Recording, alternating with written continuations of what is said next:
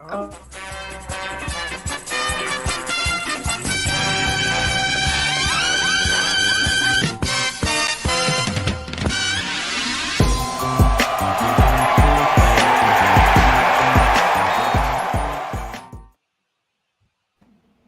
Jayla got me good. I did not expect it to jump as quickly as it did, so I spit my soda out, trying to hurry up and say welcome. And then it came back in. I was just like, oh, man. Like, I almost choked to death.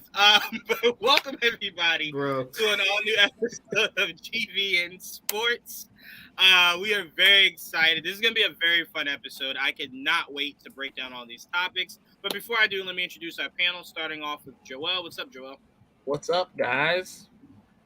We this is supposed to be a real, I guess, defining moment in a friendship, Joel. This is the time of year where Mets play Yankees, so we're somewhat rivals for the night, or the next two nights, essentially. So this is gonna be a love-hate thing. So if I throw jabs here and there throughout the show, just know that it's only because the Mets and Yankees are playing. That's it. All right. It's all love. Look at this face. That looks like a face that genuinely cares. I appreciate it. Next up, somebody who loves baseball more than any other sport, Didge. What's up, Didge? What's up?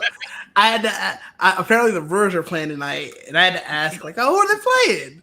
We're playing the Twins, so there's that. Tells you how much I follow baseball. Minnesota. You know what? You know what's hilarious, Didge, that you say the Twins? Because I don't watch baseball, right? There are a few team names that when I hear, I always think someone's fucking with me because they know I don't know baseball. It's a horrible name, isn't it?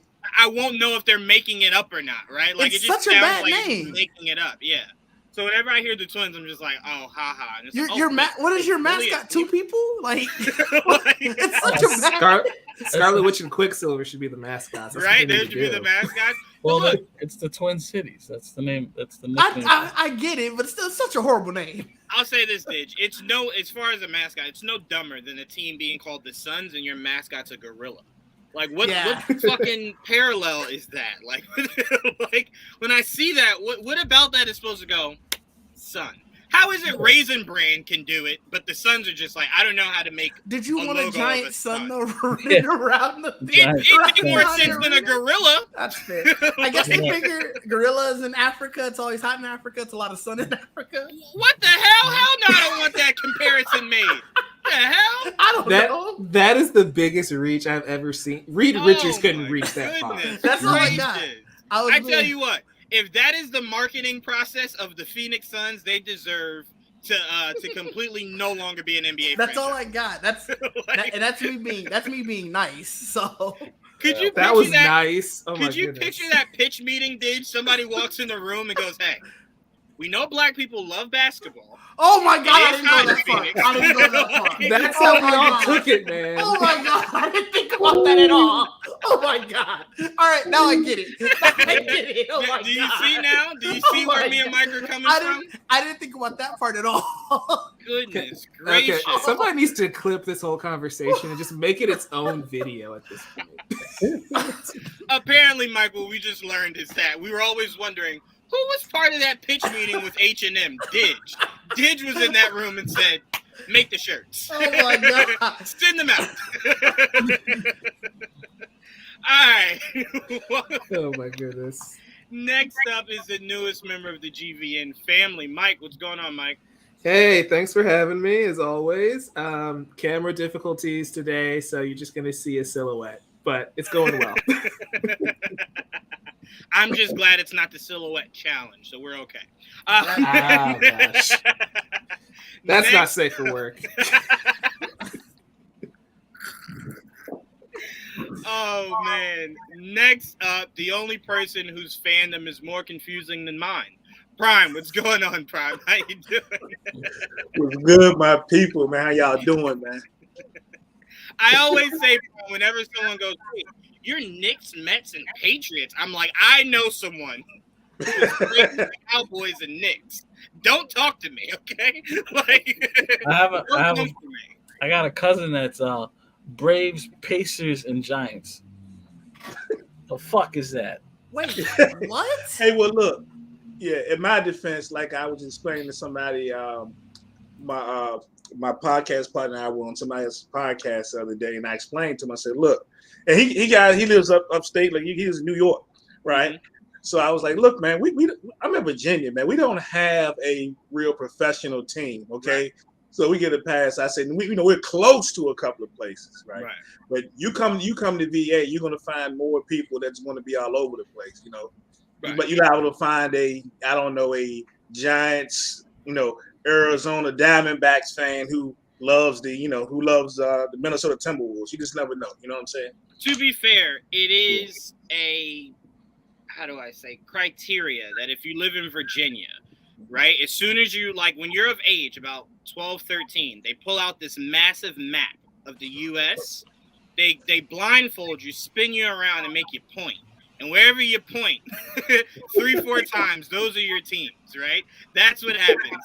That's how you pick your teams living in Virginia. I got cousins in Virginia. Yeah, I tell people all the time, they say, "Well, you're supposed to be a Washington fan." I said, "Virginia's not in Washington." I said, that is the one that baffles me, though. That's like Jersey, knowing that you're from Virginia now. Yeah. I for sure thought would have been a Commanders. To me, fan. to assume somebody in Virginia would be a Washington fan, there are people that believe if you live in Virginia, you should be a Ravens fan. Oh yeah, so there's no right answer, really. It's a lot of that too. But what's funny is, so they say you got to be a Washington fan, and I tell them all the time, you ain't never been to Texas. And I said, I go to Texas almost every year to a game, so but or follow them to a away game. But I always say this as well. I say, well, look, Washington Stadium's not even in Washington, so what are we talking about? That is true. That is true. But again, to me, I kind of just feel like. Again, it's a state without a team, right? Yeah. So it's like you pick anybody, right? At that point, your loyalty is really to anybody. It's not to your tri-state area. It's to whoever. You don't have one, so you just pick it. You want to be fair, though. You were talking about your Mets last time with the Braves. Mm-hmm. We are the home of the former Richmond Braves, which used to be their feeder team. I live 5 minutes away from the stadium. Is that the stadium with that had the Indian kind of sticking out of it? Yeah. Yep. Okay, yep. I used to go there all the time. Okay, yes. Yep. Yeah. I know what you're talking about. They're flying squirrels now, but yeah. Mm-hmm. Got you. Yeah, I figured that had to change. I figured as soon as they heard what was going down in Washington, they said, "Yeah, I'm gonna go ahead and fix this now before they notice us." So let me go ahead and fix that up real quick. But, all right, let's start off with some basketball talk. I want to start off with this story, not in the way you guys think, but in the way that I think is more interesting, okay? So, we did hear within the last few days that Boston apparently was trying to make a play for Kevin Durant, but was denied and gave a counter offer, right? As Brooklyn just keeps doing, right? They just keep telling people, hey, we'll trade Durant. Just give me your best offer. A team gives their best offer, and they're like, no, sorry. Here's our best offer. It's more than that, right? So essentially, it's just Brooklyn not wanting to trade Durant. That's it. Unless somebody comes and goes, all right, fuck it. Yeah. I'll call your bluff. I'll do it. I'll do it. Take it. And then Brooklyn's like, fuck. See, the problem is Brooklyn wants Durant back for Durant, and that's not how that works. Right. Yes. So essentially, Brooklyn is thinking like Skip Bayless. Brooklyn is like, yeah, I'll do Durant and Kyrie for LeBron and AD. Yeah. Let's do it right now. And it's like, that's not how basketball works. That's not how any sport really works. That's not how it works. No, not at all. You ask Tennessee Titan fans right now if they feel as though they got comparable for AJ Brown. I can guarantee you there's fans there that are still scratching their head. The fuck? No, we didn't. No. So it's just not how it works. But I will say that offer Boston offered them is as good as it's going to get outside of what maybe Golden State will, right? Because it's like they have no interest in draft picks. So if you're a team that's like, well, we got these draft picks, yeah, get the hell out of here. We don't want those, right? We want to contend now. So I'm like, why is Jaylen Brown and those few other pieces not worthy enough, right? I will say I would ask for a little bit more, but you can't ask for too much more. You're getting Jaylen Brown in that. Well, here's my problem. The last few teams Brooklyn has been in conversations with, their asking price is something that when you look at them, you're just like, well, there's no way you believe in what you just asked me. Like, all right, yeah, Phoenix, I'll trade with you, but I want Booker. Bitch, why would I want Durant here with no Booker? Well, I do think that they're negotiating in bad faith because they can tell KD like we're trying, Of course. Like, are you And then really all KD has to do is say, "Yo, Devin, are they really trying?" And he's like, "No." From what I heard from our group, no. They asked for me. Why would you come here without me? Like, if that's the case, then I definitely would probably consider not playing the next season because if they're going to be assholes about it, I could be an asshole too, 100%. But look, for Boston, apparently they were saying they wanted Tatum, and it's like, well, why would I give you Tatum? I heard what they wanted. Jalen? They wanted Brown, not just Brown, but they wanted Brown, Smart, and obviously more picks. Derek White was in one of those mixes too. Derek White was the initial. Yeah, Derek White was what they offered. Yeah, Brown, so White, and a pick. One of the conversations was you didn't have to do as many players if Tatum was involved, and they said Tatum's untouchable. Yeah, right? He's untouchable. And then that's when they said, well, then I want as many of your good players as possible, and I'll take Jalen. And they're like, well, if I decimate the team, I assume Durant and Tatum can get it done? No. Hell no. They wanted Smart and Brown. And it was a dumb move still on Boston's part to even try because I think that really hurt chemistry because now, especially Tatum or Brown and Smart, they're looking like, well, what the fuck? We just took you to the finals.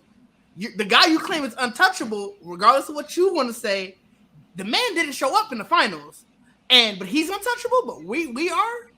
That's killing chemistry.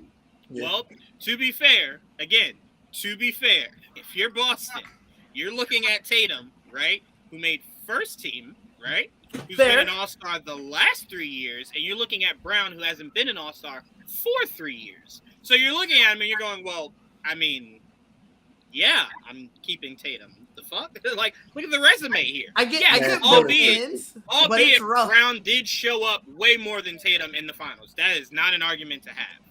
But if I'm Marcus Smart, he also shouldn't be upset because I could make a case that Tatum and Smart almost single-handedly got them out of here in 4 games. So, to me, you two shouldn't talk. You two should maybe just sit back. Yeah, and Smart didn't show up as much as I would say Brown y'all can't be disrespecting Smart though, man. Come on, man. Like no, not at all. That man no disrespect. That man is legit. I'm just saying, if we going off the last time I saw you dribble a basketball, talking shit come out of your mouth. He was also hurt. Remember, you saw the groin injuries. But you got to give him a little bit of props to think that do they even make it that far if it wasn't for him? So I mean, he so it's I agree. All the credit in the world. I think you guys got to remember this conversation is about getting Kevin Durant. Also, right? Jaylen Brown went to the All-Star game in 21. In 21? Yeah, I had to double check that. I could have sworn he at least went once. Yeah. Oh no, I know he went once. I just know it's not. I thought it's been a little bit longer, but I know he's went once. Honestly, I was questioning if he had went once. That's why I had to double check. He probably should have been this year. I'm surprised he did. Yeah, I don't know who beat him out this. Oh, maybe no. I don't know. Oh yeah, Garland. Garland was phenomenal. And then remember when they got when Draymond got injured, DeJounte was playing so fucking well that you had to. No, I'm just saying why he didn't make it at all, like entirely. I'm just saying there was 2 reserves in the East, like secondary reserves, and I think it was LaMelo and what's his name, Jared Allen. I could have taken. I forgot about Jared Allen. Yeah. I could have taken Ball out to put in. That was the last minute. It was Jared Allen. I was like, yeah, I could have taken Ball out to put in Jaylen Brown for sure. But Prime, I want to start off with you. Didge made a great point, and that's where I was heading with this conversation. So thank you, Didge. So when you look at it, right? If you're Jaylen Brown, are you now going, look, it's business, whatever. They're not trading for Kevin Durant. I'm here. Let's just go out and try to get back to the finals. Or are you going, this is not the first time. This is the 3rd fucking time they've tried to flip me for a Big Mac, right? They tried to go from a double cheeseburger to a Big Mac on me 3 goddamn times in my tenure here, right? Yeah. So do you kind of go, that's it, trade me, I want out? Or do you just understand that it's business and roll with the punches? I don't know if I say go ahead and trade me. because mess around and trade me to somebody that's to Sacramento you go, right? Sacramento's real nice this year. You'll love the cow tipping. You know what I'm saying? So yeah, but by the same token, I think I'm not gonna forget. I'm not gonna forget because the man's feelings is hurt. From what I'm seeing all across the internet earlier today, if these are true, and I believe they're true, he's pretty upset that he keeps getting dangled out there, especially after the fact that they just came off, as you mentioned, a trip to the finals, where he was their best player. Him and Tatum are really looking like the real deal. So I'm not gonna sit here and holler trade me. I mean, he don't have no type of no trade clause, nothing like that. So so he didn't get to pick where he goes. But yeah, he ended up in Sacramento. Like I said, Sacramento ain't LA, baby. So I'm just not gonna forget. You know what I'm saying? And if I mess around, have a really great season next year, I'm gonna keep reminding you of that too, every time. Mm-hmm. Yeah, I will say he's gonna flirt with everybody. I will say this. Conversations with ownership will be real uncomfortable if I were Jaylen Brown going forward. Like, hey, Jaylen, how you doing? Oh, man, fuck you. It's like, whoa. It's like, think I didn't hear that shit? I heard that. Yeah, Durant, right? Yeah, all right, bet. All right, bet. Like, don't talk to me like it's all sweet here. Hell nah. Go back to your homeboy. But I just don't think this will cause any problems between the team. Right, like between the players. I think the players they just asked Jason Tatum. He was at an event tonight, and they just asked him like, "Hey, Kevin Durant." He's like, "Nah, I'm good with the team I got.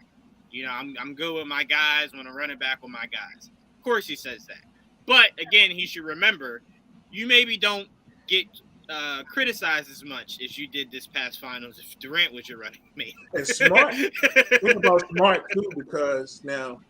His mindset, because all the people were hollering after the finals is they need a point guard. Mm-hmm. Even though, this guy just came off of, being a defensive player of the year, he played two positions for you, but all kept hearing, you need a point guard, you need a point guard, you need a point guard. And now his name possibly gets, mixed into this. Mm-hmm. So he's somebody to watch as well. Yeah. I mean, and look, remember how vocal he was when he thought Jaylen Brown and Jason Tatum were being selfish early in the year. Yeah. And he came out and was saying, hey, you can't win when your two best players are that selfish. And it was like, you said that out loud? like, you weren't sleeping, right? Like, you said that. That was a camera right there. Okay.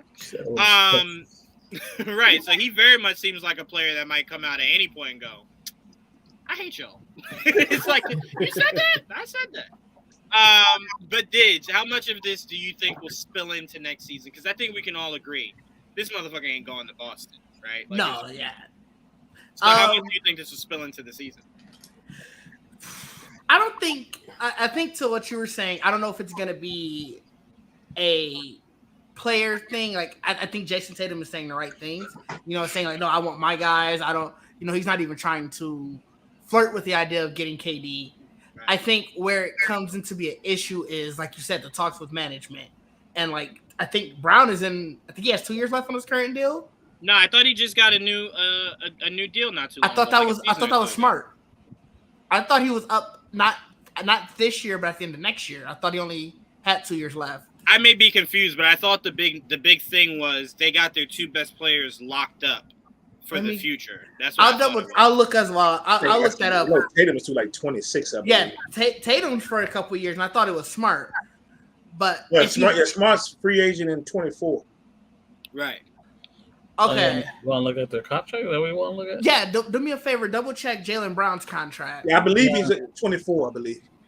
So then, either way, he's around this time where he's gonna start at least thinking about, well, what's my next deal? And whereas before, I know he said he still wants to be in Boston, but I think in the back of his head, there's probably some thoughts of like, well, maybe I need to secure my money or start thinking about if I need to go elsewhere. Clearly, they don't value you.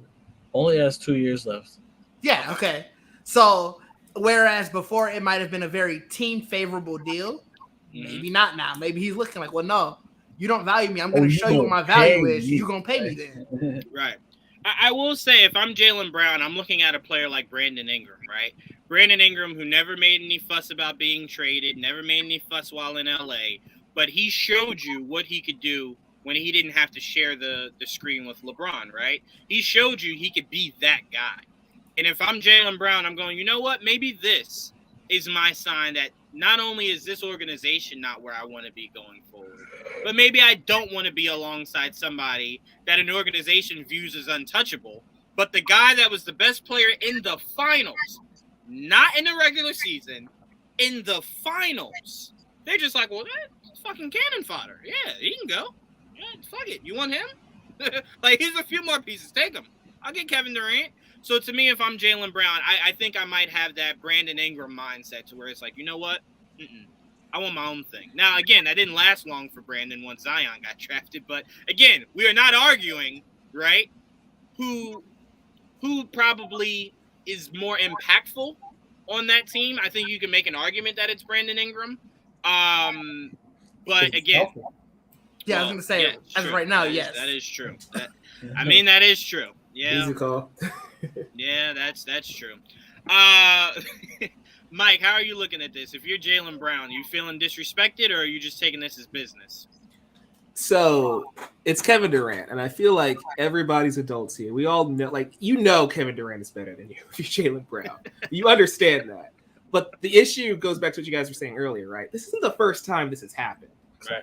And that would be my issue, is that, okay, you guys have tried to drop me multiple times at this point. You clearly don't value me as much as these other teams do, who keep asking for me.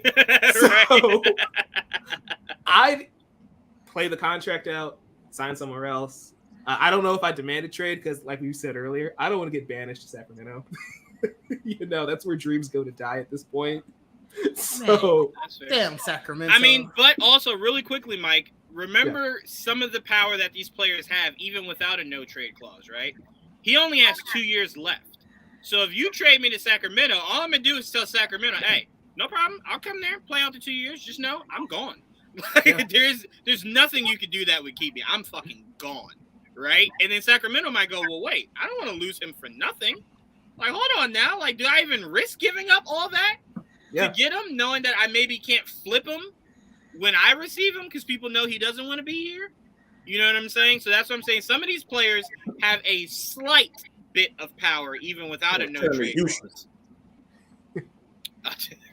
Hey, they just might. And, hey, I'll tell Houston the same thing. Hey, y'all city is beautiful. I ain't staying. I will James Harden my way out of here. I'll eat too. Y'all thought eating was just a Harden thing? I'll eat. I'll fucking eat. But go ahead, Mike. I'm sorry. No, that's pretty much the gist of where I'm coming from. Where it's like, if I'm Jaylen, I get why the Celtics would do it. I totally get why any team would do it. Like, honestly, every team should be trying to get Kevin Durant. But for you to be, except Milwaukee, I mean, depends what they're asking for. I will send Chris Middleton and Bobby Portis down there. Hey, no, you know what you guys should do? You know what you guys should do? You should try to. You should try to trick Brooklyn, right? You should go, look, hey, Durant is a once in a lifetime kind of talent. I am willing to send you Antetokounmpo, right? And they're like, oh, I'll send you really? both. Yeah, and then you're like, yeah, I'm gonna send you Antetokounmpo, and they're like, all right, deal is signed, and you went, I never told you which one. Welcome all of we got brothers. 3 of them now. I sent you mom, dad, brothers, sons. Like, I sent you everybody but Giannis. Have fun. Yeah. Go enjoy it. No, but I feel like every team should at least consider getting Kevin Durant. The problem is you just were in the finals, and like you said, he was their best player. It wasn't Tatum. It was Brown.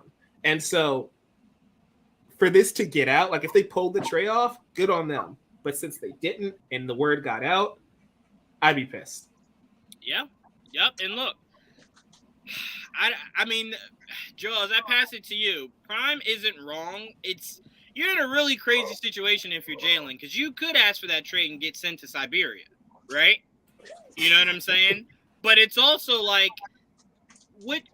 how do you value giving them your all, knowing that no matter what, they value that very little, right? Like, I'm giving you. Remember, he started this past season just recovering from COVID, and he played the Knicks and dropped that 45 burger, right? And that was after a whole bunch of players were saying recovering from COVID took them a while. And he rebounded right then and gave you a chance to win your season opener. And then he progressively started to play even better. And he didn't play as well as Tatum during the regular season, but the man played phenomenally throughout the season, right? You were even saying you could have made an argument he should have maybe been an all-star. You know what I'm saying? So to me, how do you feel about that, Joel? Like, I'm giving you my all, knowing that no matter what I do this upcoming season, right, you don't value it as much as you value whatever Tatum does. Yep. I take that shit personally, honestly, because like y'all said, it's like more than one time. One of them was for AD too. Yeah. Every time there's somebody big, they want to move them. He's like, that's fine. I want to leave. It's all good. It'll work out at the end. Like 2 years. I got 2 years. That's how he's probably thinking in my head. Like, it's all right. I'm gonna ask for a trade if y'all move me eventually. Because he's probably fine being there. Like, obviously, I think him personally, he wants his own team. But right now it's selfish of him to ask out because, they were just in the finals. He could get that chip. Fuck it, I'll do that before I go. Like, that's probably what he was thinking. But they put his name again. They keep putting his name in these trades. He's like, you know what? Fuck y'all. just trade me. And here's the crazy part. I think if this never got out, I think he does sign long-term with Boston because I think he does look at the landscape and go, well, we could get better, right? Like, our nucleus is young. We're not like 34, 35. I mean, minus Al Horford, but their main core is very young, right? So if you're Jaylen Brown, you're going, all right, as the East does start to slowly get a bit older, right? Like, Chicago's best player is easily DeMar DeRozan. Man's in his 30s, right? So you're like, well, none of us are in our 30s, right? We're going to be here when he's gone, right? You look at Durant and whatever's going on in Brooklyn. Well, we're younger than those two guys. We'll still be here, right? So it's like you just start chipping away at the fact that it'll slowly become this could be your entire Eastern Conference before long, right? So to me, I saw no plausible reason for him to want out. But now, to me, you only let something like this get out when you've already signed the deal and Durant's on his way, right? And then you just go, well, fuck you. I got Durant. I don't care. Be mad all you want. Right. But if it's not something that you have solidified, you now have a Baker Mayfield situation to where you're just like, well, Deshaun is like right here, right? And then you get Deshaun, and now it's like, I don't even know if you could play this year. Now Baker's like, well, don't fucking look at me. I went out. you fucked that all up. I'm gone, right? So now it's just a situation of you just better pray that Jaylen is savvy enough to say, you know what? Fuck it. It's business. I'll ride it out, right? And then just leave. Because if that man pulls a Harden, woo! It's going to be a very interesting season for Boston this year. Well, like I said, right now he said he still wants to be here or be in Boston. So, I mean, to me, I think he means that as like he loves the city, loves his teammates, right? So it's like he does not want to leave. But if you're essentially kicking me out the back door for anything that looks pretty, no. At some point, my meter is going to hit fed. And it's going to take you to be at least a full season removed from making the finals before some of those real feelings set in. That is also true because they are still on that finals high. Yep. Let those downfalls. Let them go on a losing streak sometime next year. That's when it's gonna hit. I'll tell you what. Going into our next topic. Our next topic being LeBron's eligible to sign a 2-year, $97 million deal on August 4th, but hasn't committed. Let LeBron say, I ain't re-signing. Guarantee you Boston's like, well, I got this Jaylen Brown guy. Like, did you want Jaylen Brown? No? Shit. All right. Well, just tell nobody. Don't tell anybody that. Don't tell anybody that we made this offer. No, but to me, I think this is very interesting. Obviously, we know not the reports from LeBron, but we know the reports being now that Cleveland looks like it has a nice young core that's coming into its own. Could the king come home, lead the kids to the promised land? To me, I would prefer that over the idea of the Lakers becoming good at all and vying for a championship. I would be fine if that entire organization was in the basement for the next decade, right? So to me, when I first heard this, I'm like, no, turn it down, LeBron. Go to Cleveland. Go to Cleveland. I'm fine with that. Go to Cleveland, right? And then in a few years, trade away Garland to get your son, right? And you play with your son and retire. I'm fine with that. The on-again, off-again relationship between LeBron and Cleveland is worse than Ross and Rachel and Friends.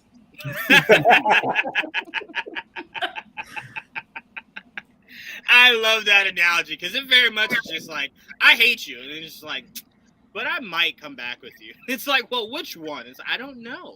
Like, I don't know. He just wanted to go to LA. And I think he wants to stay in LA. He wants to retire in LA. Problem is, like, the window. It doesn't seem as big as it was at one point. To me, as long as LeBron's willing to understand the same thing Jordan did when he went to Washington, I'm not going to win the championship here, but I'll damn sure have fun playing basketball. I think I'll be fine. But I think if you want to actually truly contend, the way that roster's structured right now, ain't happening, Captain. Ain't happening.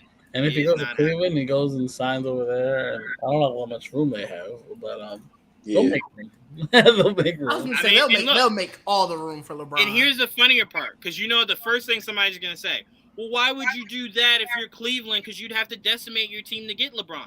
Are we ignoring the 10 years LeBron took nothing to the finals? It's like, it's a LeBron. I don't give a shit. Can you shoot? Yes. Let's do it. I don't see him leaving LA because remember the whole thing when he first went to LA, it was, yeah, sure, he wanted to be a Laker, but a lot of it was his off the court endeavors. And that didn't change. Space Jam. He got a Space Jam. Now he's like he's still doing these movie productions. Like he has his whole, I forgot what the name of it. He has that whole production arm. And I think LeBron sort of, when he went to LA, it was, yes, I would like more champions or more championships, but I'm also setting up for my after basketball life. Right. And like I said, the route that he's going, that's not going to change of him leaving LA. Like he's still going to want to be there for after basketball life. Yeah, y'all missing the point. It's not his decision. It's Savannah's decision at this point. That's what it is. She might also be like, look, you got me out here accustomed to LA life now. Wait, you're going back to Cleveland? Time out. I don't think that's true. And the reason why I don't think that's true is she went from Miami back to Cleveland. Sure. Right? So it's like, so to her, but that might seem first like chance they got, he got out. We just made him keep a promise. That's all that was. Right. That's all. You gotta remember. I'm scrolling this right now. Remember. It's cold in Cleveland, but it's different to be poor and cold and rich and cold. It's not a whole different type of cold. 100%. And sometimes you got to remind people of those things. I live in a mansion regardless. But I mean, so Mike, let's hear from you. Do you see LeBron re-upping in LA, or do you see him maybe trying to see what else is out there? Well, it depends what's going on with Brownie, right? Like that's his whole goal. That's also true. He wants to play with his son, so he's probably just going to play it by ear and see what happens in 2 years. And once the time comes, if he made the decision to stay, he'll just re-up until he retires, or he's going to see what that draft lottery is going to look like and be like, Whoever picks up my son is going to get me. Washington got the number 1 pick, so I guess I'm going to Washington, baby. Move out the way, Bill. It's me and Bronny time. Yeah. Look, I'll tell you this: as an organization, you won't get any easier, right? Because you look at Durant and Kyrie; they essentially just went Brooklyn. I choose you. Brooklyn just me. Oh yeah. Okay. Sure. Yeah. Okay. All right. That's cool. No recruiting or anything. I'll take it. So whoever drafts Bronny, you've hit 2 lotteries that day, right? Like, because the very next phone call after you call him and say, "Welcome to my team," it's LeBron calling you and going, "Hey, I'm on my way." I'm on my way. So clear out what you got to clear out. I'm on my way. You're gonna see them both put the draft hat on together. Right. Bronny puts his draft hat on. Hold on, no. You see LeBron push Bronny out of the way, and he goes and puts it on. It's no, hey, could you be in that GM room? We're gonna draft him. I mean, he's okay, but he's not that good. We're gonna get Bron though. For go ahead. Turn the card. LeBron is like 40 years old. Do you really care? Do you care? I tell you right now, somebody on that stage is liable to fuck up, right? And with the first overall pick, the Cleveland Cavaliers select LeBron James. Bronny James. It's like, no. I know what you meant. You meant LeBron. It's okay. It's cool. It's cool. It's almost guaranteed he's going to be a top 3 pick James. just to get his dad at this point. I Right? was gonna say, it works even better because they're gonna say LeBron James anyway, and not realize who you're talking about. LeBron's gonna walk up on stage, dapping the commissioner and everything. Like, no. Yes, thank you, but your son, like, can he come up here? And it's like, oh yeah. I'm sorry, I got confused. Yeah, come up here, Ronnie. So he's 17. He's gonna be 18 in October. So, and you know the funniest part, I've watched a lot of his high school games, and the man has game. That's not to be questioned at all. But I think a lot of people in the media are maybe pricing his talent maybe a wee bit too high. Oh no, like, we gotta For sure. definitely see how it turns from high school to college, right? Because it's like, well, there's no guarantee that he'll play college, and we're just, that's unequivocally number 1. You got draft him number 1, right? Unless drafting him gets you LeBron. And you're like, well, fuck about his talent. he's a 4-star recruit. He's rated 60 right now. 29 to 60. Let me see. I'm sorry, that could be wrong. ESPN has him at 40. Okay, Rivals has him at 60, and then 24/7 Sports has him at 54. There you go. Okay. So ESPN has him high. Overall, he's a 4-star recruit, so a lot of colleges should be looking at him. Oh, 100%. I think colleges will be lining up. I'm just saying, I think the media is building it like he'll definitively be the number 1 overall pick or a lottery pick. And I'm like, well, I got to see him play in college first, right? Like, he can get there and it's not what he thinks, and he struggles, right? And then it's are you drafting him on talent? He better look good on TV come January 21st, though. I know that. What's the 21st? They're playing. They got the game at his school is playing against Cayenne's team, Melo's son. He'll be on television. Yeah. Look, I tell you what. Son might be good too. He got some nice highlights. I tell you what. If he's anything like his dad, and if you've been watching any of his Instagram videos, that motherfucker is his dad. I look at it and I go, Melo used to give LeBron the work when they played each other. So I'm like, yeah, you're up against something. I want to see y'all guarding each other. That's what I want to see. I got some friends who are in LA, like in the AAU community. They said the one you need to look out for is LeBron's younger son, Bryce. Yeah. Oh yeah, He said he's almost just as tall as him. Yeah. Man, he sprouted up quick. He actually just hit a game winner the other day, where he got fouled at the 3-point line with no time. Oh really? Hit all I didn't three see of his it. free throws. Yeah, he had all 3 of his free throws, and they said they said that he's the one. The growth spurt was crazy this past year. I think a lot of it was that, like, he already had the game, and it's like, oh, he has the height now.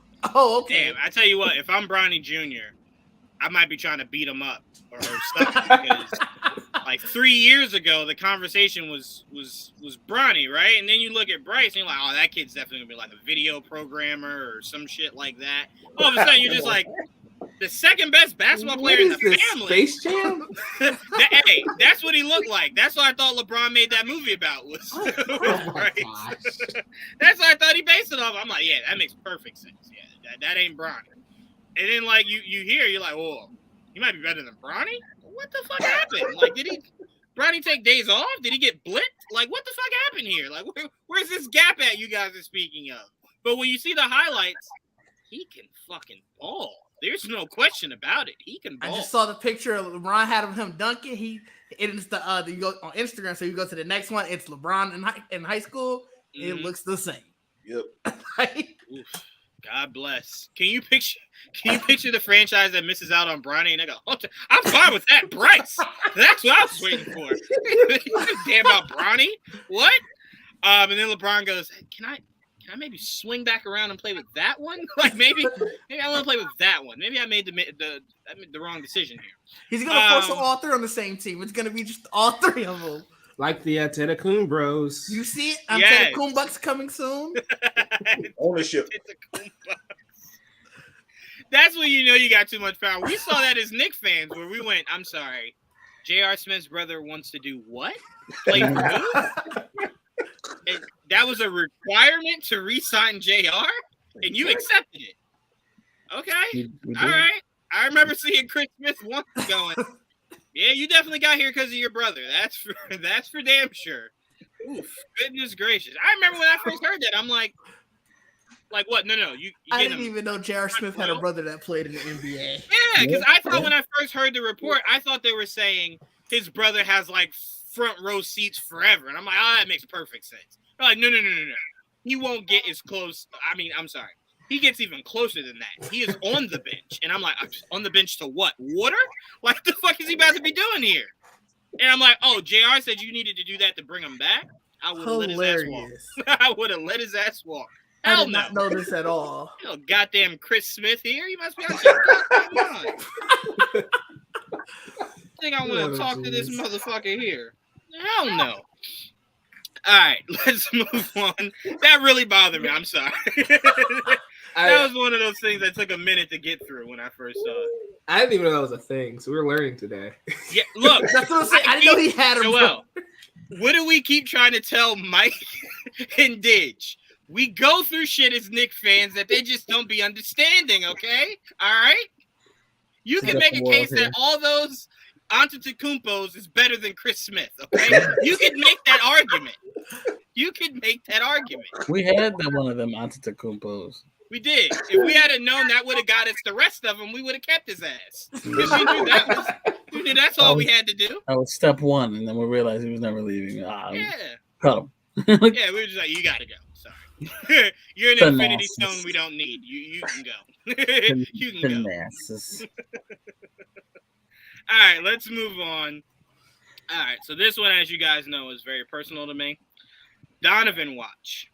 When will he actually be moved? Apparently, Shams has a report that now the Wizards, Raptors, Hornets, Kings, Heat, and Hawks, along with the Knicks, have expressed their interest in Donovan Mitchell.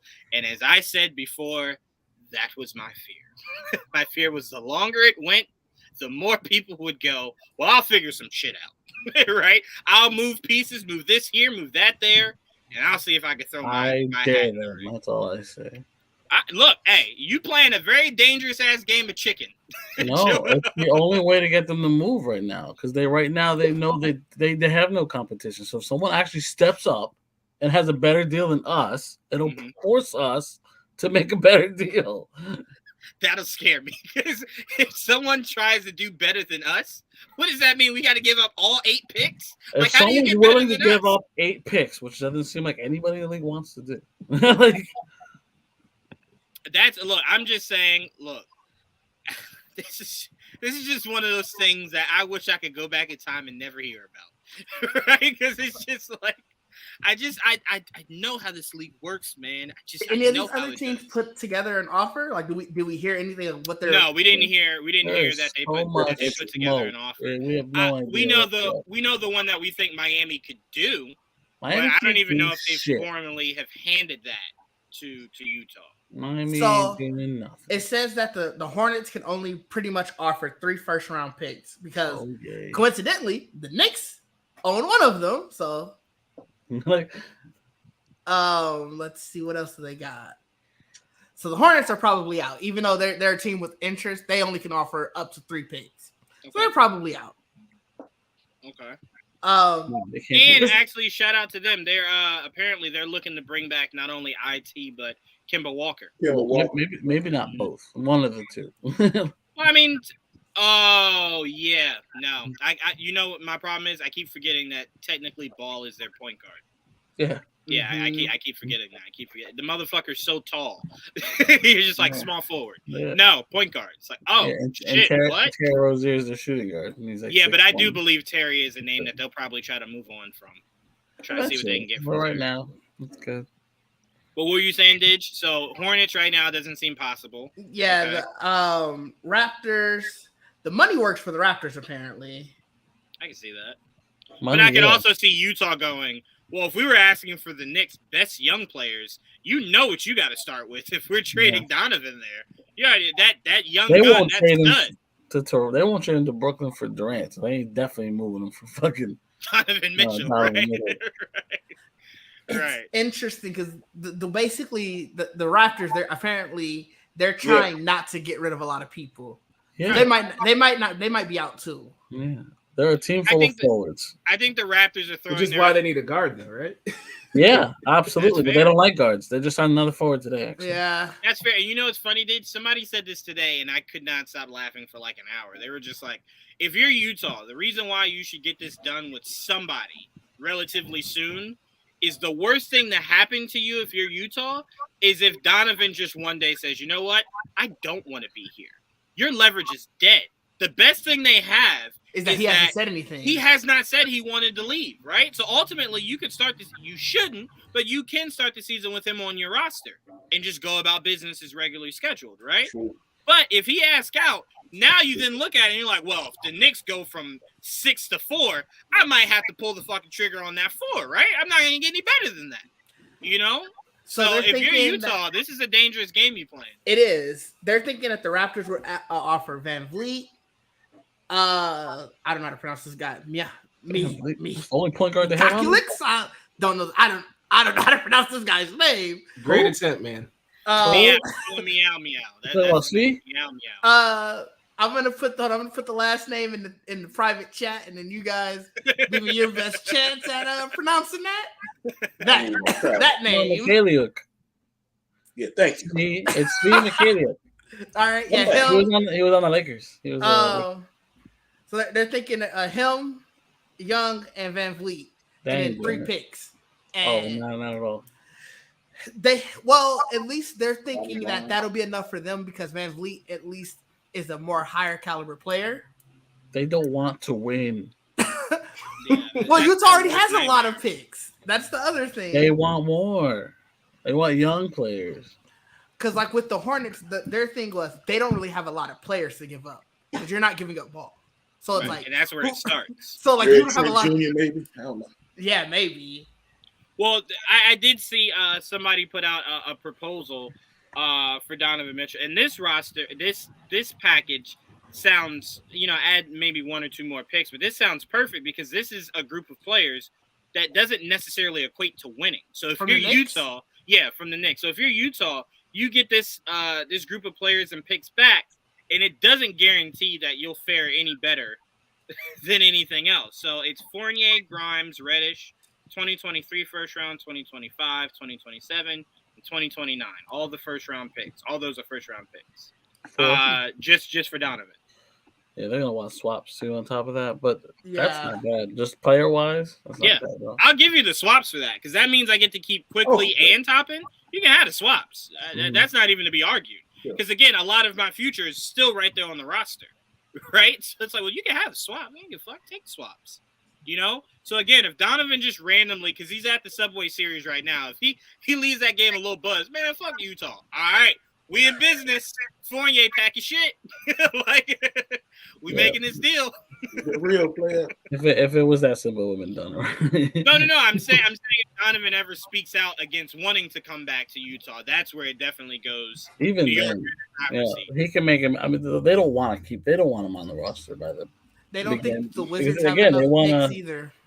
They'll fuck up their chances of losing. You don't want to do it if you have him on the roster. And if you're the Wizards, I have to imagine, what player, do you start that conversation with?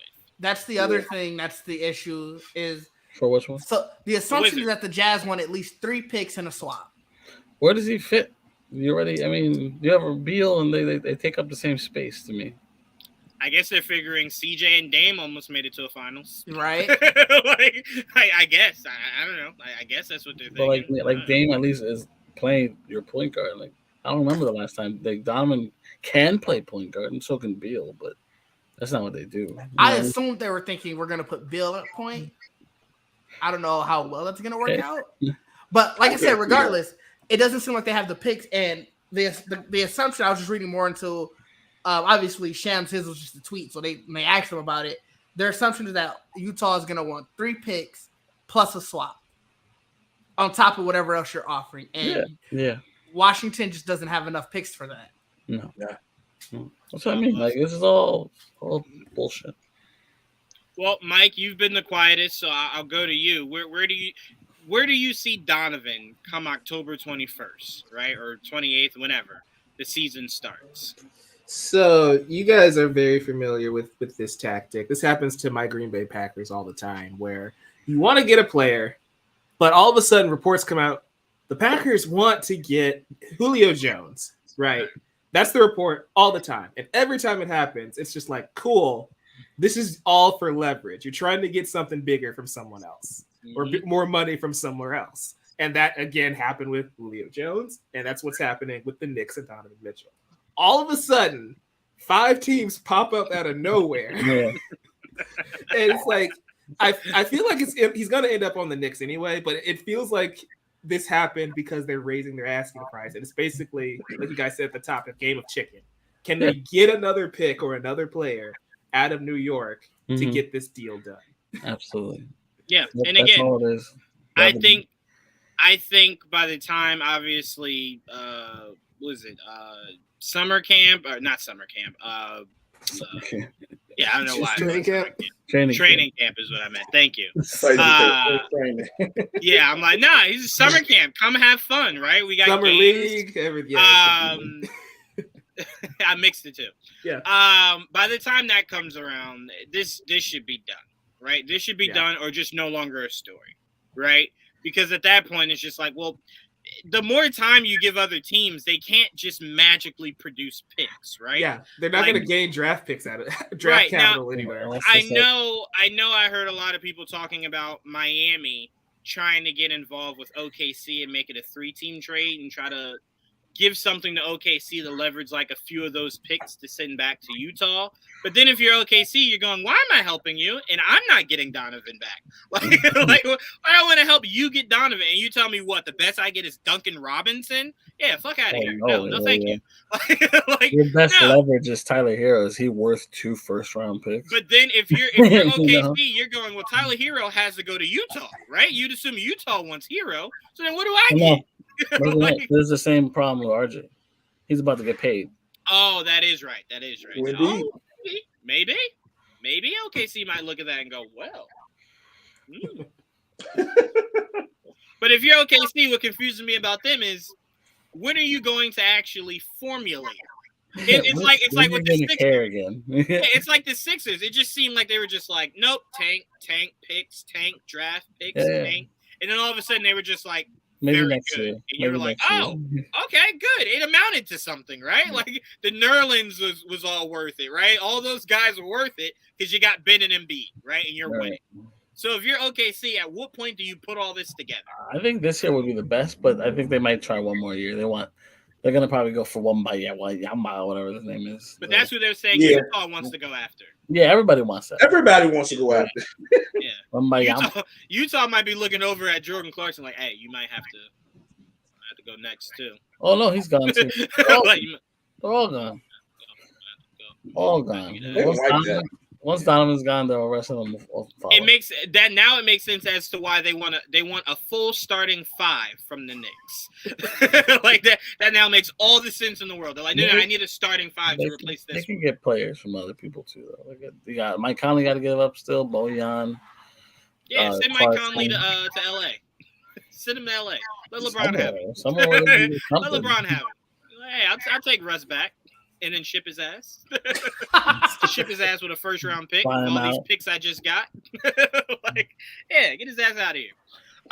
So we all agree that this will be done sooner rather than later, right? Because August is right around the corner. I would love if it was not. I mean, much sooner, but God, they're playing chicken like a motherfucker. This might go until October, just right before the season starts. That would be really frustrating. That would, because at that point, I would have already wrapped my head around, okay, this is the roster we have. This is what we're going with. And then right before tip-off, you're just like, Donovan, New York, go ahead. And you're like, whoa, I need this. What? I need this man on the roster Christmas Day, man. Come on. It's gonna be literally game 1. They're gonna be announcing the starting lineups in the first game of the season. All of a sudden, and 6'4", Donovan. You're like, wait, what? When does the trade happen? Yeah, wait. You saying they're gonna pull a WWE? Where he just, oh my God! randomly pops out. He's just running out there. All you hear is Stone Cold music. I will say this: if this Donovan trade's gonna happen, if all these trades, the Durants, the Donovans, the Jalen's, whatever, the Ben, whatever, I just want it all done before 2K. That's it. That's all I want. When my new 2K comes out, I want to play. I don't want to have to do that because you know what happens? 2K usually takes a few days. Yep. So now I got to remember the trades and do it on my own. But here's the problem. 2K doesn't sometimes let you trade draft picks. So now I'm like, well, now I traded away players, and I still have my draft picks and don't know how to get rid of these fucking things, right? Why don't you do the moves before you start, whatever you. Or the ones that I hate is like when I pay them to do it. Joel, God damn it! I hate the ones when you try to manually do the trades that actually happen, and it's like the other team did not accept it. It's like, the other team's like, I'm like, you don't have the authority. Sorry, the real one made that decision. You gotta flow with it. I love moving players around, so I enjoy that.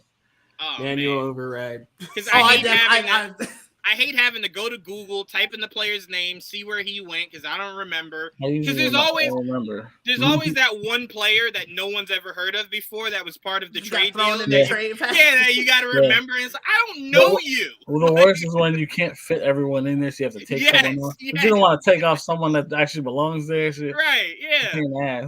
Joel, my luck is always like, hey, you can't keep Jericho Sims. Bitch, I want to keep him. Who else can I get rid of? Now they have a two-way contract. You gotta be careful with that shit. Yes, exactly. So look, 2K, make sure this shit gets solved, right? Fuck Adam Silver. You step in and intervene and go get it done so we can fix this before the game launches. Okay. I try to forget because it's like so stressful at this point. Like it was very exciting last week, when it was like fresh. But this week now it's just a drag. Like, god damn it, just end this now. It is. But I will say, the longer it drags, the more you kind of glad you said that, Joel, because it leads me into a topic I didn't even have written down, but I want to talk about it because Ditch's take on it had me like, this is going to be a topic because it needs to be explored.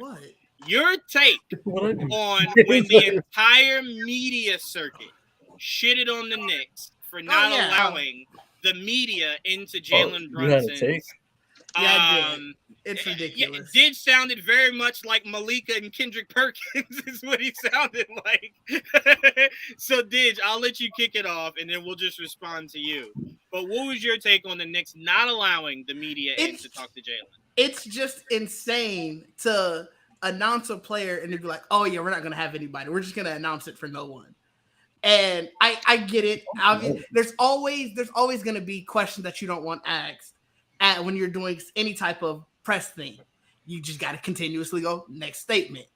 I was honestly surprised, Juwan, that you weren't on that side when knowing that that's how Belichick handles everything. Just no comment.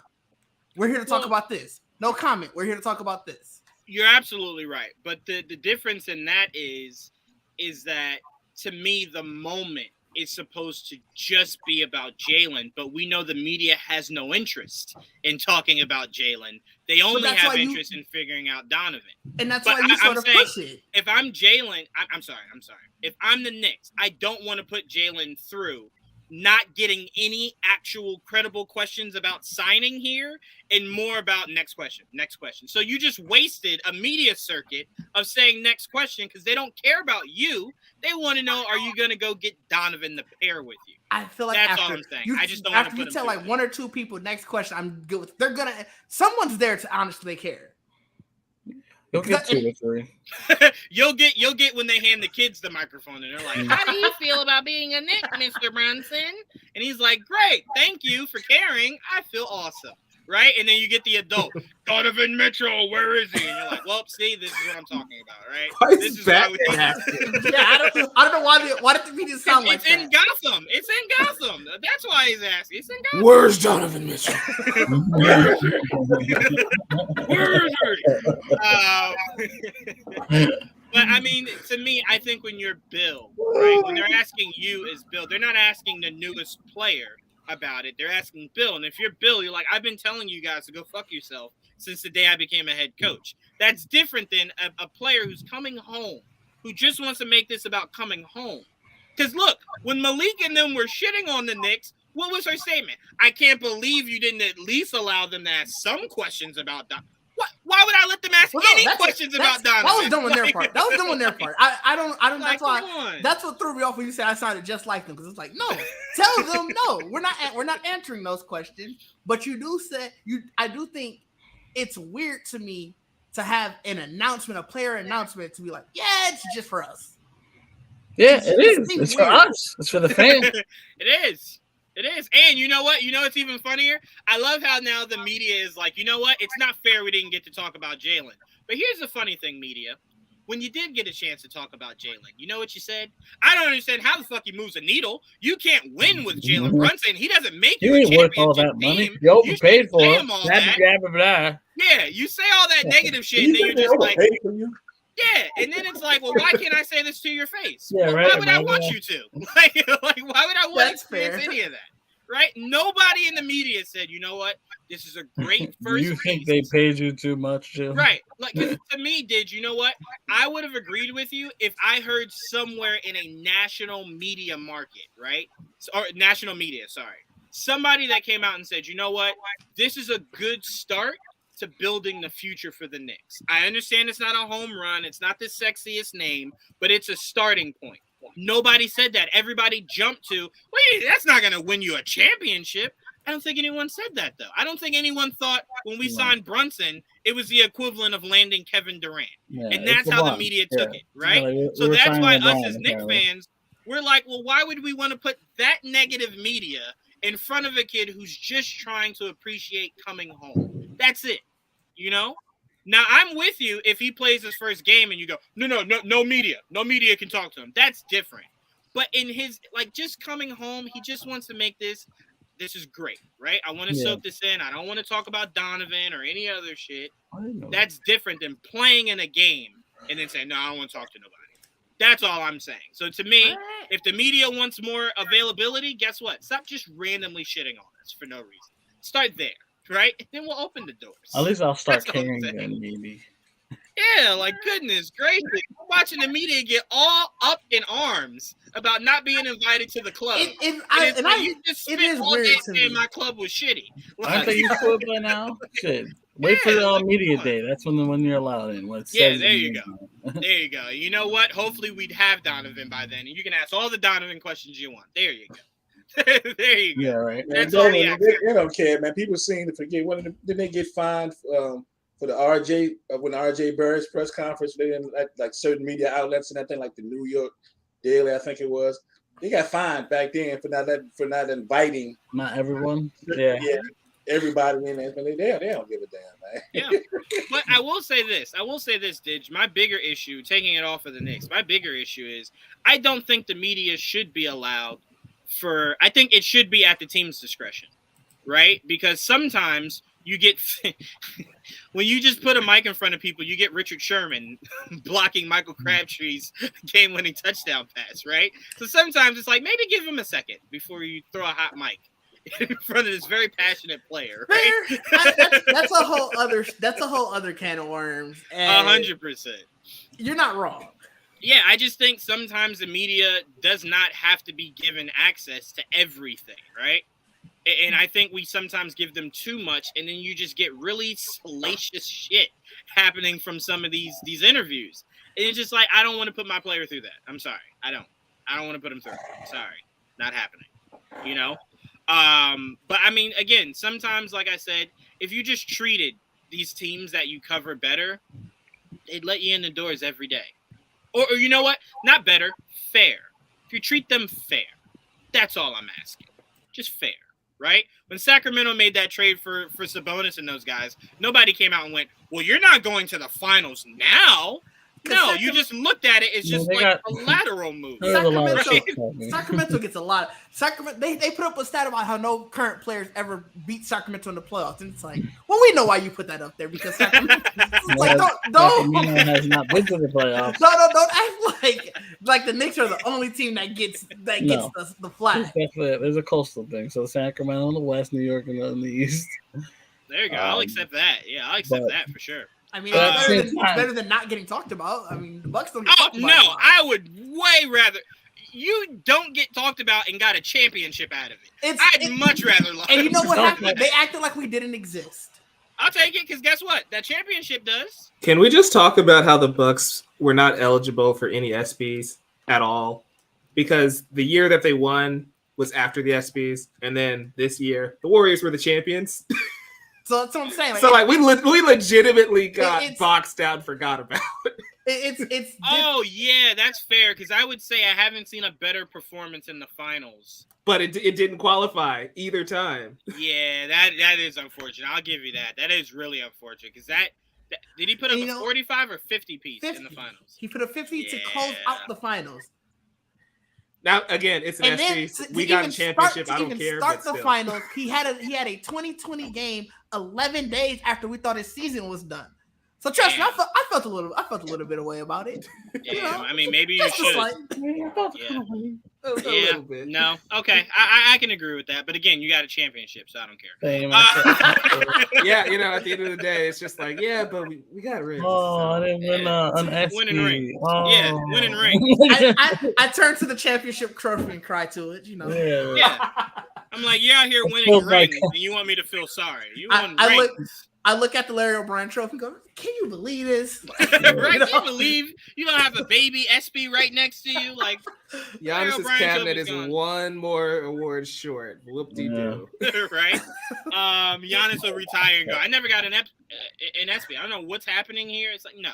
He wants championships. He's fine. All right, let's move on. Let's move into Mike, before we move on, did you want to add anything about that? No access to the media? I mean, it's weird. I would have allowed I feel like an easy fix would have been allow access, and at the top you say we are only talking about what you're here to talk about. You're not here to talk about any rumors, speculation. Only that worked. Yeah, I mean, you still lay it down, and when the first question comes up, you say next question. Yeah. That's how what you do is you embarrass them. You pull them, you point them out, spotlight them, and make them walk out while you watch them. Yes, that's what you do. Yeah. I'll take that, Didge. Yeah. I'll take that. Shame. Yeah, with the bell. Shame. It's like we're only here to talk about Brunson. If you're not gonna do that, get out. You're not coming back. The shame walk. I'm cool with that. It's just, you know what? I would have accepted allowing media access if you just prepped Jalen Brunson to turning into Marshawn Lynch, right? I'm just here to talk about coming home. I'm just here to talk about coming home. Like, if you did that, I'd be fine with it. It's one of those things though where you're. I feel bad for the people who legitimately did want to cover his press conference because ESPN and Fox suck, but the local people don't. They actually want to talk about the New York Knicks. That's true. And so him coming home, his first press conference as a member of the New York Knicks, and they don't get to talk to him about it. He doesn't get to do an interview about it. That's the part of me where it's like, there could have been a workaround to avoid all that extra stuff. And they just said no. You know what's funny? We only heard the complaining from ESPN and Fox. Ian Begley, the guy that covers the Knicks, I didn't really hear anything from Ian Begley because I guess he figured I have 82 games to talk to Jalen Brunson. I'm okay. I can miss this. They have their issues. The local guys have their issues, especially Mark Berman. But they're used to it too, though. At this point, that's how this new regime has handled it. They don't come out unless they have to. And like media day, I think everyone will be there. They can ask all the questions they want, man. Yep. But as of right now, they have their limitations. They have a wall up. Yep. And look, this is probably the only regime that I remember for the Knicks that you just hear more from your GM than really anybody else, right? Like your GM comes out and goes, "This is what's happening." Proceed. Yeah, that's weird. And you're just like, okay, that's very weird. All right, nobody else wants to talk? No, player? No? Okay. All right, sure. But that's how they're handling it. He very much likes to protect that team, right? So it's like, no, I didn't allow Randall to talk to you tonight. Sorry. Because you're going to ask him, why did he throw that water bottle? I don't want you to ask him that. So send him to the team plane. He's already a pain in the ass. We don't need a bigger reason, man. Right. We don't need you to get him to say something crazy that we got to now answer for. No, thank you. Yeah. We sent him home. All right, let's move into football, and let's start off with this. I'm going to start off with Didge and Mike. I'm going to pass to you guys first for this one because I'm curious what you guys think. An anonymous offensive coordinator says Rodgers has done more with less than Tom Brady. Now, when I heard that, I had to think about what they value less as. Because I'm thinking of Jordy Nelson, Greg Jennings, Donald Driver, Devontae Adams. And I'm going Julian Edelman, Danny Amendola, Chris Hogan. Like, am I really equating? Am I equating those? Are we really trying to equate those? Because I would go Brady's biggest name would be Moss, but that was only 3 seasons, right? And almost like 40 to 50-something games. Aaron has had Devontae for 100-something games. So what we really at? Because remember, Brady missed the very next season after that, after the Giants stopped the perfect season. He got the ACL game 1. Right, and then that's when the Brady rule came into effect. So he only had Moss a little bit of that very next year into the following year. So I'm like, he didn't have a full tenure with Randy Moss. I believe, unless I'm wrong, correct me, Diz, I'll start with you. Wasn't Devontae drafted by the Packers? Yeah. Okay. Mhm. So, I'm more confused about what do they mean by more, because where's the more isn't Super Bowl wins then? yeah, that what is the also. more? So where they were alluding to was essentially making the best out of the talent that he has and essentially making the talent better, right? Like making those guys better. But one would argue that if you made the talent better, you would have won more. And if I'm correct, if I remember correctly, the Packers didn't win more games, or championships than the Patriots did it during that same time span. So, You'd be correct. what is more? You'd be correct. I'm very confused on it, but regardless of what he means, it still sounds wrong, right? Like any way you try to slice that cake, you're like, I don't think any of that is accurate. I really don't, right? Because there's like 5 Green Bay receivers during Aaron Rodgers' tenure. Mhm. You could make an argument it's better than 5 receivers Brady had during that same time. Not all time, but in that same time that Rodgers had those receivers compared to the receivers Brady had, you kind of go, well, Devontae, Randy Moss, that cancels each other out, right? If you think Donald Driver is the next biggest receiver Aaron Rodgers had, you can go, well, Donald Driver and Gronk. You can kind of cancel that out. And then you can kind of just, from there, kind of go, well, we're now, like, what game are we playing now? Because now we're talking Danny Amendola, Chris Hogan, Philip Dorsett, right? Like, the names start to get more and more like, who? Like, huh? And he, what? Like, you know what I'm saying? So to me, I don't know, but you guys coming from, well, Didge, not you, but Mike, more so you coming from being a Packers fan, Mm-hmm. I'm curious, do you think, I'll say this, I'll word it better. Here we go. So we'll take that completely out of it. Do you believe Aaron Rodgers has had, just in his tenure, better talent than Tom Brady in that same time? Right? So don't take Brady's whole career. Just take from the day Rodgers became a starter to today. Do you think Rodgers has had better skilled players than Tom Brady? So just going back to the original way that question was phrased, I just want to get something clear. Are we talking like offense only? If we're talking offensive talent, yes. But if we're talking special teams, because the Packers special teams has been abysmal my entire life. If we're talking defense, Packers have not been very good most of my life.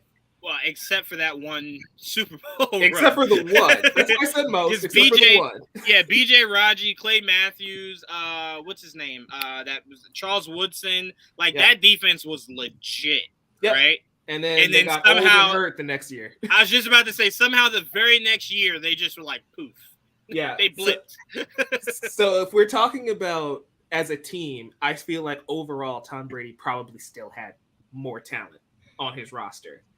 Whereas offensively, yeah, Aaron Rodgers had great receivers. Not recently, because and that's the issue with the whole Devontae Adams argument, right? Devontae Adams, once he hit his prime, everyone else was gone, and it was just he was the guy.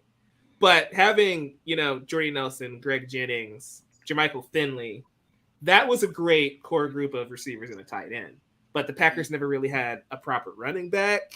The defense was never very strong. The special team, like Mason Crosby, had his ups and downs as a kicker. So overall, I think it still goes to Brady. But Aaron Rodgers had moments. And we saw so many times they were a touchdown away, but he couldn't get the ball back in overtime, like multiple times in NFC Championship games.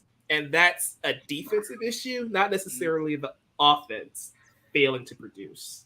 You know what's difficult about that Devontae Adams thing you were saying is that I could give you that Devontae Adams argument if the Packers were just getting by, right? Like they were middle of the pack in the NFC. These motherfuckers are finishing like 1, 2, or 3 majority of those years. So it's like, well, at some points, Devontae was enough to get you the number 1 or number 2 seed, right? Almost single-handedly. That's right? just the power of him and Aaron Rodgers, right? That's how good those two guys are. Yeah, but that's what I'm saying. To have one receiver who's that impactful, I don't think Brady could ever say he's had that outside of that 1 year with Moss. And that's fair. That's why, like you said, the guy's just the person who said that is just flat out wrong. If we're looking at it from an offensive end, but if we're looking at it from team wise, I don't think Aaron Rodgers ever had a team better than Tom Brady in Brady? His prime. Yeah, because you also have to look at most of Aaron Rodgers' prime was under Mike McCarthy, and Mike McCarthy is not very good. I do want to push back on one thing that you said though about defense sort of being the reason that Aaron Rodgers lost most of those postseason games. I'm going to disagree. A lot of the times, Aaron Rodgers didn't play to what Aaron Rodgers is supposed to, and the team just couldn't overcome that. I mean, if we look at last year, if we look at the year that they lost to Tampa Bay, Aaron Rodgers, he ended up, I think, throwing 3 touchdowns, but that was after they were already down over 3 touchdowns. And I will say, again, this doesn't necessarily help me in the grand scheme, but I will say the second time the Giants beat New England, one of our starting corners was Julian Edelman. That's all I'm saying. I'm just saying Julian Edelman was playing punt return, kick return, receiver, and cornerback in the year the Giants beat us. I'm just saying. I guess, Didge, the reason I would push back a little bit is because Aaron Rodgers choked in those games. I'm not saying he didn't. He really did. But the Packers have been to like 5 NFC Championship games, and 2 of those were his fault. But those other 3, I would still say was mainly on the defensive side of the ball. Sure. He could have played better. He didn't play his best. I agree with that. Yeah, but like you can't play perfect every game. So if he still gets you 3 touchdowns and 1 interception, somebody else needs to come through one time. I mean, Mike makes a great point because we did just see that last year with Brady, right? To where we saw Brady started from behind the 8 ball, right? And then we go, oh, he almost pulled off the greatest comeback. But why was he down to begin with? Where was he for almost 3 quarters, right? So it's like we can give that. But I will say this. I will say most of Aaron Rodgers' blunders comes in closer moments to Super Bowls, right? And the times where I can kind of forgive to where it's more so maybe the defense dropped the ball, I feel as though it's earlier into the playoffs, right? Like maybe the first or second round, and it's like, well, okay, no problem. You did everything you could. But it seems like the closer he gets to the Super Bowl, the more he's looking at the end zone and could run in, but throws it. And it's just like, what happened here? Like, why didn't you just dive in? That's the Matt LaFleur era, and that's what's really frustrating. Because, again, like, let's go back to the heartbreaker that I'm still not over against the Seahawks like 7 years ago. Oh, watched that game. That was a blunder on special teams. You just got to get on the ball. Don't let them get the ball back on the onside kick. That has nothing to do with Aaron Rodgers because they get the onside kick, go down, score, get the ball in overtime, and we never touch the ball. Now, I'll say this, Mike. I see Prime starting to get upset a little bit because when you mention Packers, he might think field goal kicks. He might think wasn't a catch. Like there's things that might resonate. So just be careful. Be careful. Oh, and it was that year. That was that same year. Yep. Be careful. Be careful, okay? Des didn't catch it. But anyway. I tell you what, that was as much of a catch as I've ever seen a catch. I still to this day think that was a catch. Because to me, if you want to say it wasn't a touchdown as he was extending to do, you at least got to give him the catch, right? And put him down at the goal line. My dad is the biggest Packer fan I know, and to this day he still says it was a catch. Now he's never gonna tell anybody else that. You know, he told me and my brother.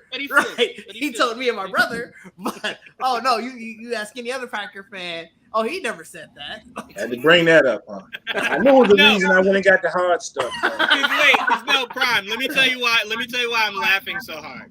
Because Mike was saying, like, yeah, and, you know, you got a kicker who's not, you know, who hasn't always been that consistent. I go, well, Prime can tell you the one time that motherfucker couldn't miss, right? Yeah. In that playoff game.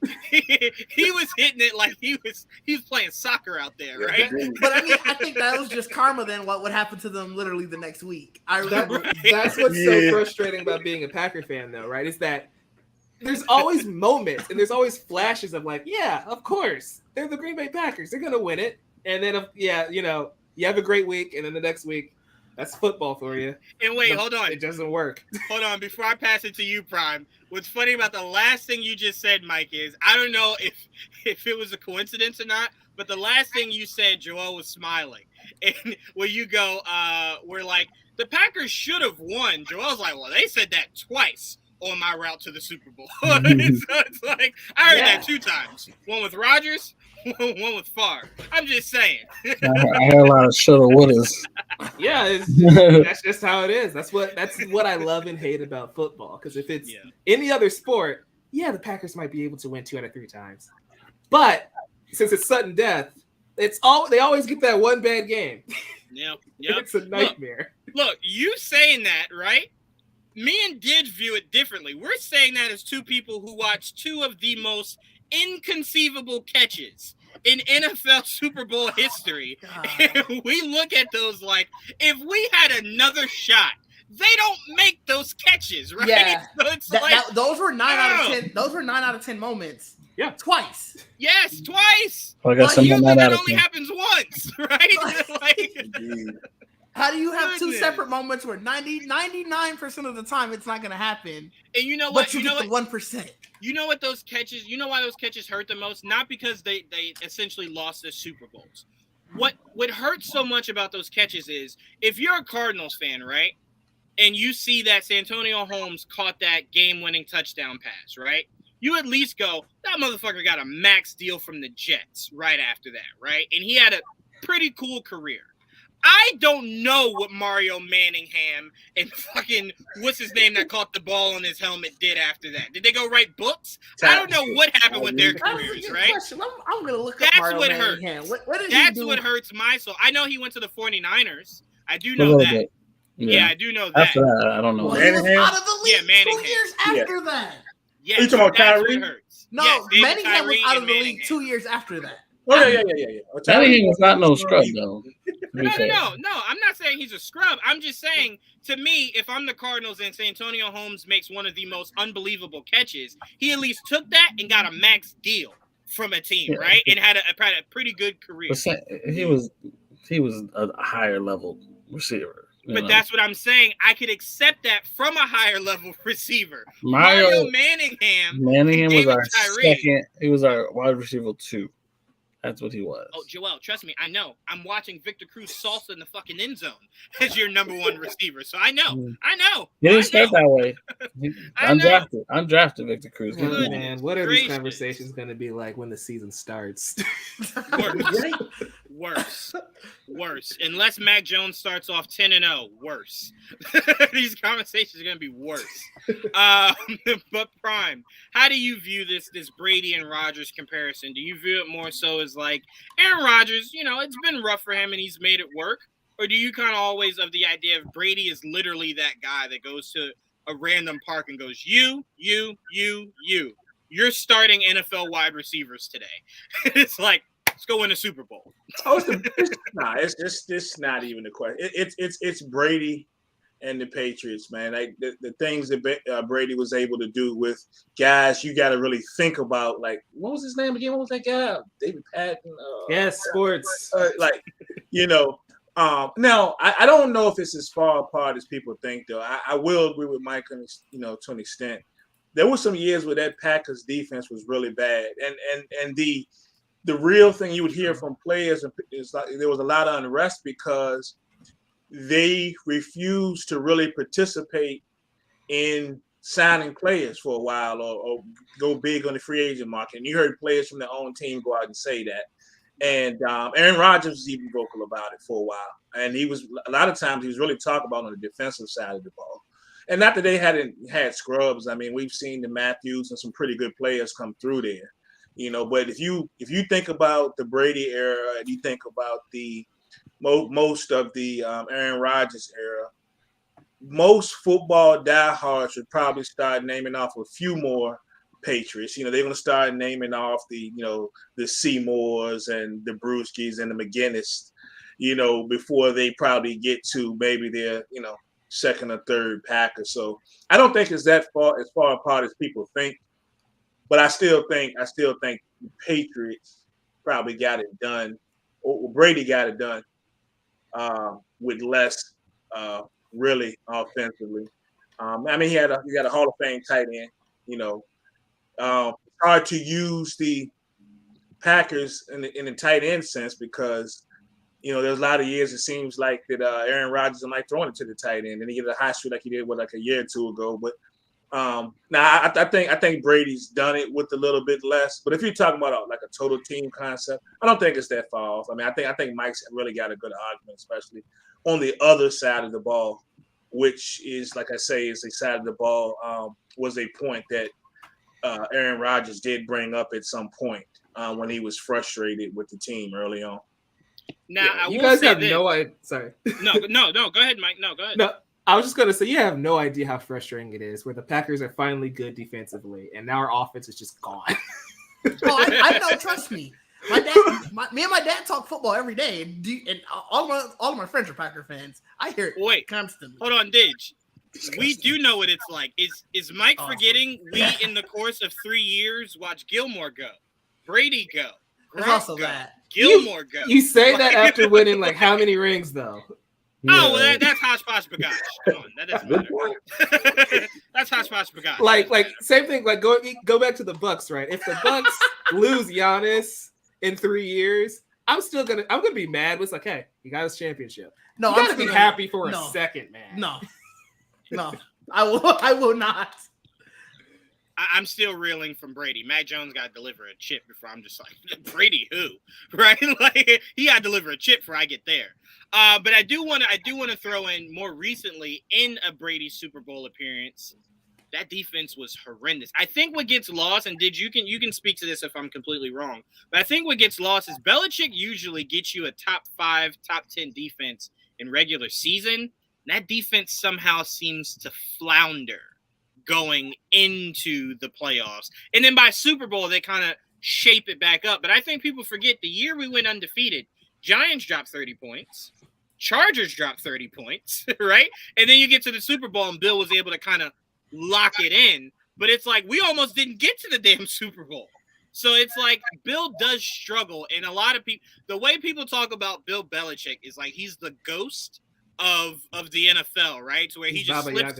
Yeah, he's Bob. And it's like, no, there's been some really close encounters, right? And then you go, look, Bill sat Malcolm Butler in a Super Bowl that I had to watch a DB get torched, right? I watched Nick Foles drop back and go, I'm picking on you tonight. Eric Rowe, right here, you're mine. And I watched him just score exclusively on Eric Rowe, right? Gilmore shut down his guy. Eric Rowe is being torched, right? At that point, Didge, Eric Rowe was getting torched so much, the refs were giving the Eagles touchdowns that weren't even touchdowns. They were just like, he's horrible. Take it. Touchdown. Yeah, I'll give it to you. So I'm saying Bill sometimes really does try to pitch a fastball, and that shit gets knocked out of the park, right? You know what's crazy? And crazy thing about the Packers, though, all the transitions they've made. So we were talking about there was years that was, the offense where they had the drivers and Nelsons and Jordan Nelsons and all those. And then Jennings, you might maybe pick out maybe one, maybe two players on defense to one player. You had Jimmy Graham. Never talked about running game. Michael Finley would be the tight end you would bring up. You couldn't name a Packers running back unless you were a Packer fan. Now we get to the age now when people What was that running back that was really great and then just decided he'd rather eat than run football? Yeah, that was Eddie Lacy. It was Eddie Lacy. There you go. There you go. Yeah, he pulled a James Harden. Big Eddie, but other than that, now you can somewhat think of Aaron Jones or AJ Dillon. It's just crazy the transition that the Packers have been on. Over the past few years of who you can name and what side of the ball you can't name. It's fun. This conversation of that is difficult for me because being in Wisconsin, obviously, I know probably more Packer players than the average football player. The average football fan who's not a Packer fan. And then obviously the Patriots are my favorite team, so I know more than them. So when you guys are like, you can't name all these Packer players, well, no, I can name a few. I can name a few favorites. Yeah. You're a local dude. It's different. That is fair. Joel, you being somebody who is a fan of a franchise that beat both of these guys, so to you it's very irrelevant, right? You're just like, where's Eli in this conversation? But how do you see it? Who do you think has had it harder between Rodgers and Brady? Well, it's hard for me to ever say that fucking Tom Brady had it harder. Joel's sitting there like, neither of them are shit. We beat them all. Joel's like, no, seriously, where is Eli at this table? You guys are complaining about consistency. We win Super Bowls and disappear for 10 years and then come back. I would take that at this point, honestly. Yeah. Oh, man. Yeah, you better before Jordan Love takes over. Yeah. But go ahead, Joel. I mean, Rodgers getting old, man, so we'll see. I don't know. It's a good question. I can't name many fucking Packer receivers. I'm trying to think. Aside from Adams, who's no longer there now. Right. Who's your number one receiver now, anyway? Randall freaking Cobb, man. Number one. You don't think it's gonna be? You don't think it's gonna? I guess that's why it's not. That's why it's not. See, you can't even name the guy. Valdez Scantling, but no, you're probably right. He's not on the team anymore. Oh, that's right. He's not there anymore. That's why I didn't say his name. I'm like, he's not even there. I forgot he And left. so, but no, I'll let you go back, Joel, in a second. But I think what's getting lost here, you guys have named decent Packers receivers, but one, Donald Driver was Brett Favre's receiver. So by the time Aaron really got going, very true. He was not really much of a threat. Greg Jennings was not. But you won a Super Bowl with Donald Driver. He was on the team. He didn't even play in that Super Bowl though. He was hurt. So he was on the roster. He got a ring. Good for him. He deserves it. Love Donald Driver. One of my favorite players. Yes, Lazard. Lazard is gonna be the leading receiver, I guess. There you go. Yeah, Sammy Watkins ain't gonna give you but about 7 games. So, or you know what? Aaron Rodgers might pull the first time ever in football history where the quarterback throws to himself, right? Backyard football style. Matt LaFleur said that they're going to start lining up Aaron Jones as a wideout this year, and that's how I know things are not going well. Yeah. Anyway, go ahead, Joel. I like Aaron Jones. That's like probably my Aaron Jones is great, but this wide receiver core is not great. I have no idea how the draft came and went, right? Where teams are just like, I don't want my receiver. I don't want my receiver. And the Packers are just like, I don't want him either. And it's like, I'm sorry, what? Why didn't you go out there, AJ Brown? They were linked to so many names, and nothing came of it. Yeah. When did the Packers pick a receiver? In the 3rd round this year? No, they picked one in the second round. They got Watson kid, I think. Yeah, because I know that there were people bitching like, why we never go for a receiver? They never give Rodgers the help they want. Christian Watson, he was 2nd round pick. I do have to apologize to Mike for a second, right? Because that year we drafted Nikhil Harry, right? I'm just like, no, why do you draft Nikhil Harry? And Mike's sitting there just like, I'm looking for anybody, right? Like somebody. It's like all of these players were great, but they were never great at the same time. It's something I think people need to really pay attention to. Right? Like once Jordy Nelson hit his prime, Greg Jennings was gone. Once Devontae Adams hit his prime, Jordy Nelson was gone. And so you've always had one good receiver and then one amazing, great receiver with Devontae Adams. Yeah. That's just something to think about. I don't got shit. I mean, look, I always have nightmares that Christian Watson was good in college. Hopefully he's good. I mean, for their fucking North Dakota State. That's the thing, though. It is North Dakota State. True. You make a really good point, Mike. You know what? I agree with you. I take it back. I take everything back. You're right. You won by pity. Yeah, you're right. No, because you know why. Baby. You know why I went back on my word is because I started to think of other quarterbacks. You could make the same case for Drew Brees. You can make the same case for a few guys, right? Big Ben. If you're Big Ben, you're like, I had Santonio Holmes and then didn't, right? I had Antonio Brown and then didn't. And then I had a TikTok reality fucking Instagram star, right? I didn't even have put up numbers for them a little bit. A little bit, yeah. When Antonio Brown was there, because nobody knew who Juju Smith-Schuster was. You got to raise the standard, man. Like you got to think about now. It's like Mike was saying. You think about all these quarterbacks that we hold in high regard that got it done or a lot done. They might not have won a Super Bowl, but basically having one go-to guy, one receiver. But every year we talk about whose offense is loaded. We're talking about, man, they've got the best receiving core, the best receiving duo, and you got straight out studs out there. But a lot of these quarterbacks, Aaron Rodgers, usually has had like one guy that was cooking. Yeah. I will say, Mike, one saving grace for you is apparently, for what I'm hearing, DK Metcalf is not far from being one of those tradable assets coming out of Seattle. But so you know what's going to happen, though? That's been word is going to be that the Packers are interested, and then out of nowhere, Kansas City gets them. That's how it always works. Yeah. Packers name gets thrown out first, and then another team swoops in. Every single Metcalf time. has been linked to the Packers, though, pretty much since they first saying, like, hey, he might get traded. It's, I'm hearing the Packers. And to Mike's point, I don't think he ends up with the Packers. I tell you what, if you're the Packers, you better do whatever you need to do because Brady's on a recruiting hunt. He might go, hey, I'll give you half my soul for DK Metcalf. And they're like, I'll take half of Brady's soul. Hell yeah, ship him there. Ship him there some draft picks, half of Brady's soul. I'll take it. Yeah, sure. What's going to happen is that Dak is going to be miserable. He's going to screw up again this year. Jerry got to make himself look good, protect the investment. Metcalf's going to Dallas, man.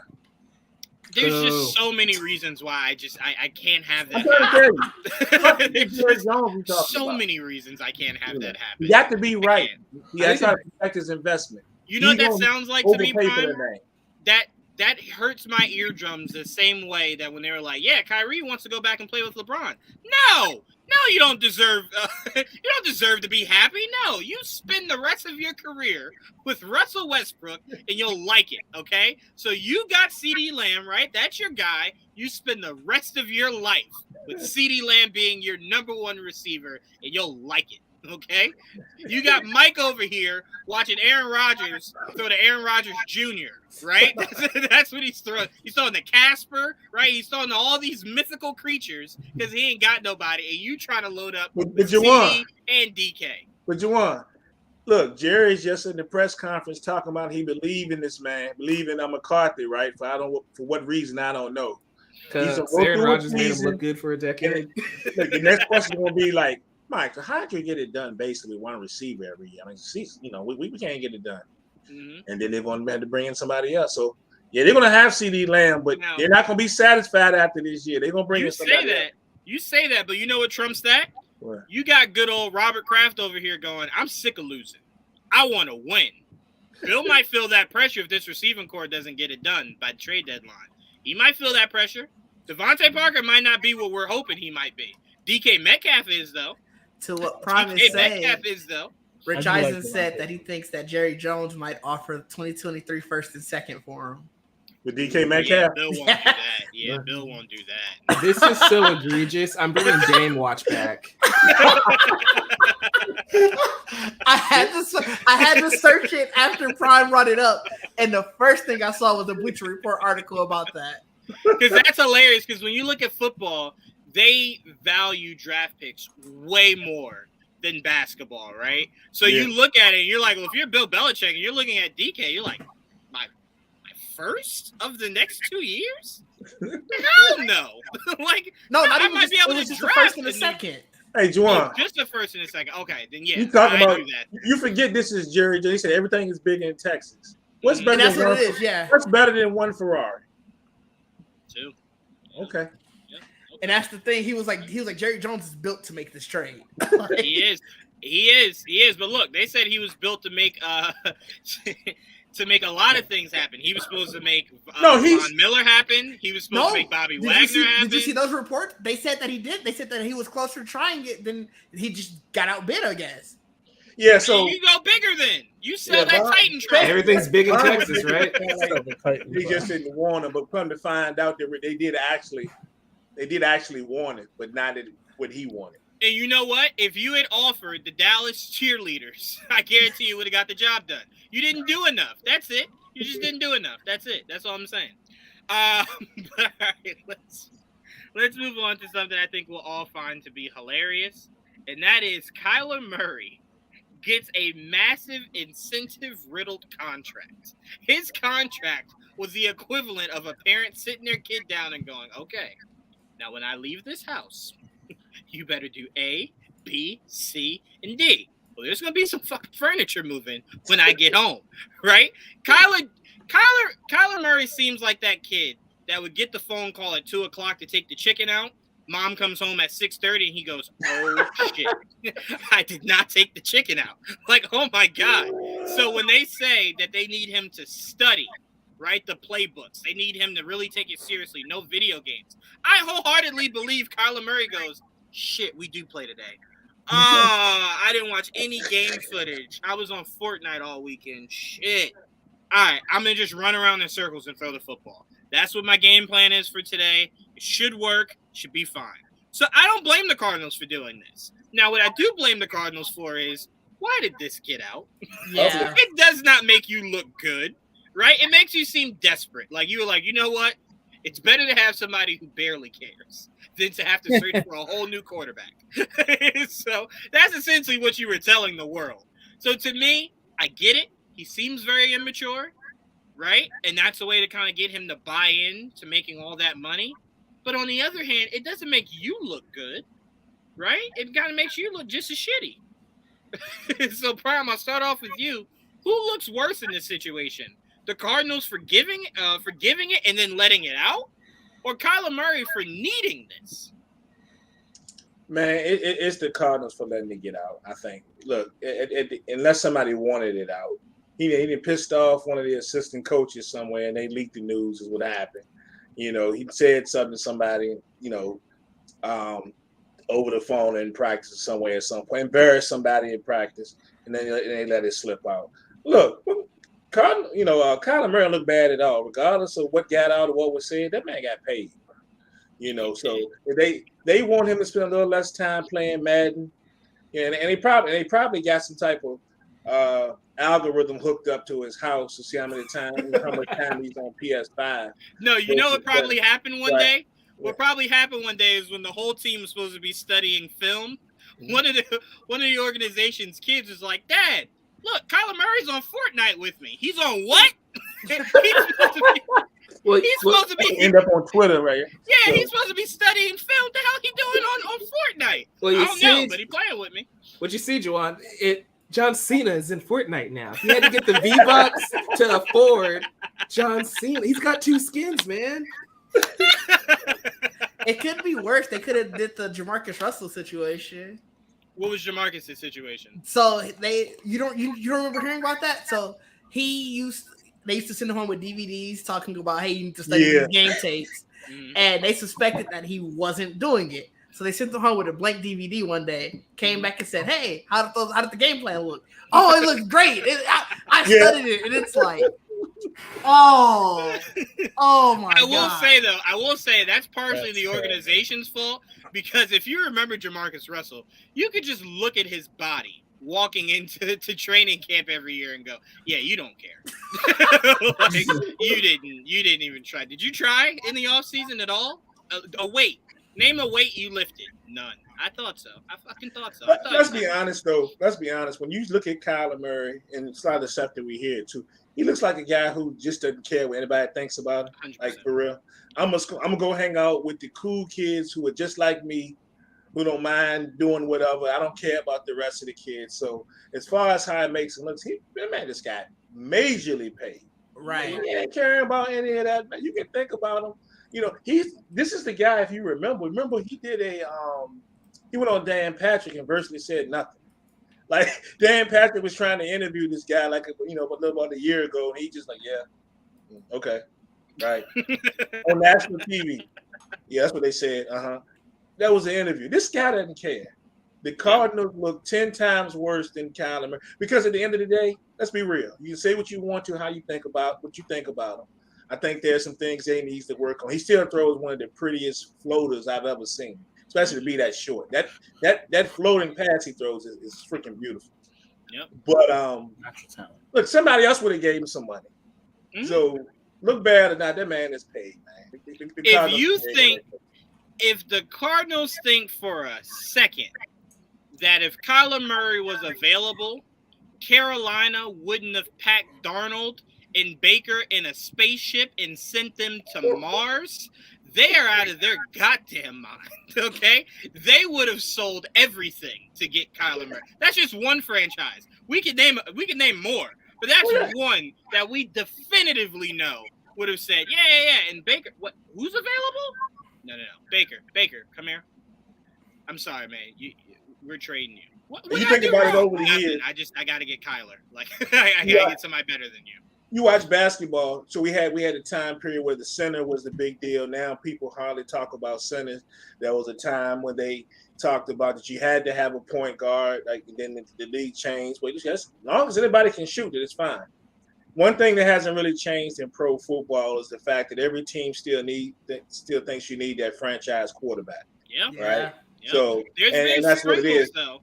There's been sprinkles in like the last 15 years. Oh no, definitely. We've seen the Nick Foles and some people win a Super Bowl. Well, I get that, right? But I'm just saying overall to be successful, this is a guy that's been there. That granted, what they lose first round last week? They won like 11 games. I think he missed like 2-3 games. He was the MVP, so he wasn't.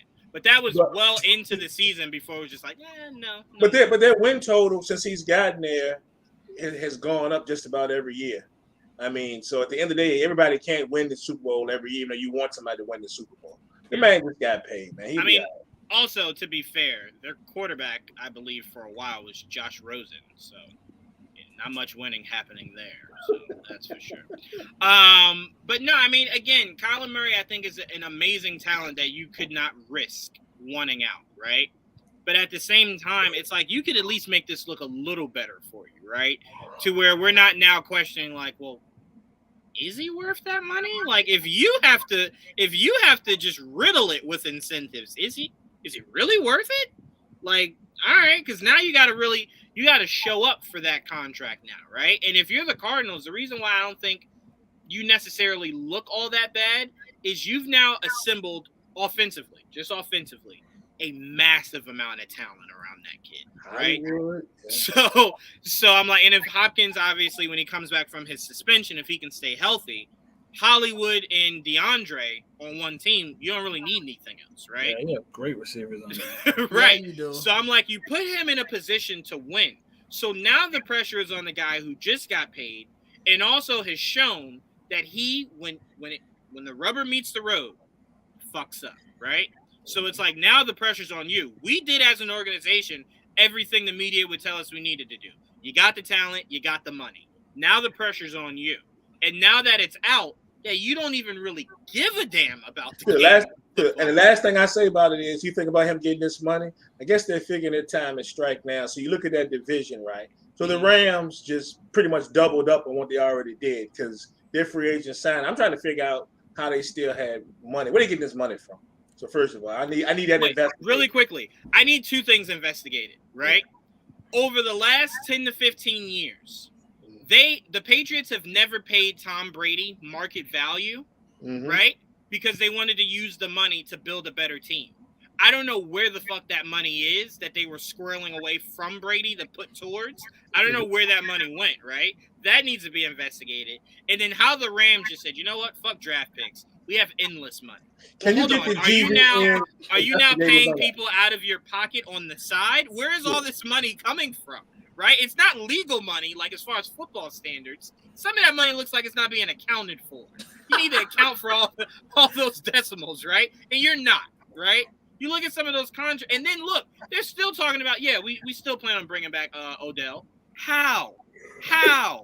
Where? How? Can you get the GVN investigators on that, bro? Like, for damn sure. For damn. I need to know.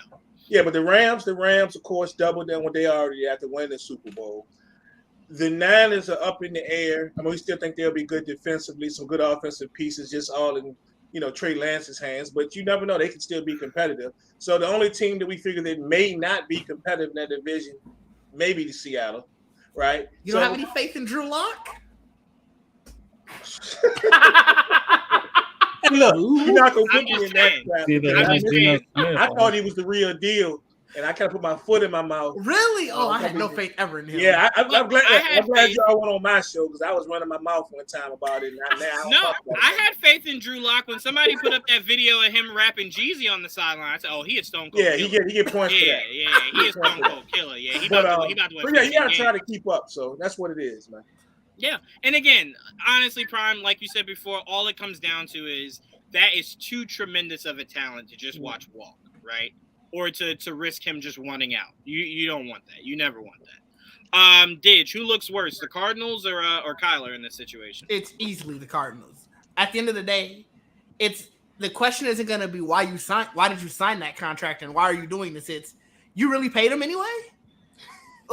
Yeah. That's what's always going to be the question is you had these questions, you needed this, but you paid him. So it's easily the Cardinals. Yeah, I mean, the way you said that, and you paid him? Okay, all right, okay. Well, hey, that's yours now. Right, it's easily that. It's yours now. Joel, who looks worse here, the Cardinals or Kyler Murray? Well, I mean, it doesn't make Kyler Murray look good, but after getting paid that much money, does he care? Like, I'm like, so they're gonna force me to study. All right, fine. No, essentially he's saying, "Oh my God, you're gonna force me to do my job." All right, God forbid. All right, fine. All right. I mean, if anything, he got off. Now, does it make him look dumb? Yeah, but at this point, does he care? No. But yeah, I mean, it's bad on the Cardinals. It looks bad, but like, he's a talented motherfucker. You know what I mean? Like, he's a good quarterback. Like, he's not. If you look at the quarterback tree, he's too good a talent to not pay. You know what I mean? So fuck it. You put whatever incentives you need, so at least he's focused, get him paid, and you got all the, like I said, the receiving corps is amazing. So as long as they're healthy and he's good to go, gives a fuck what everyone says.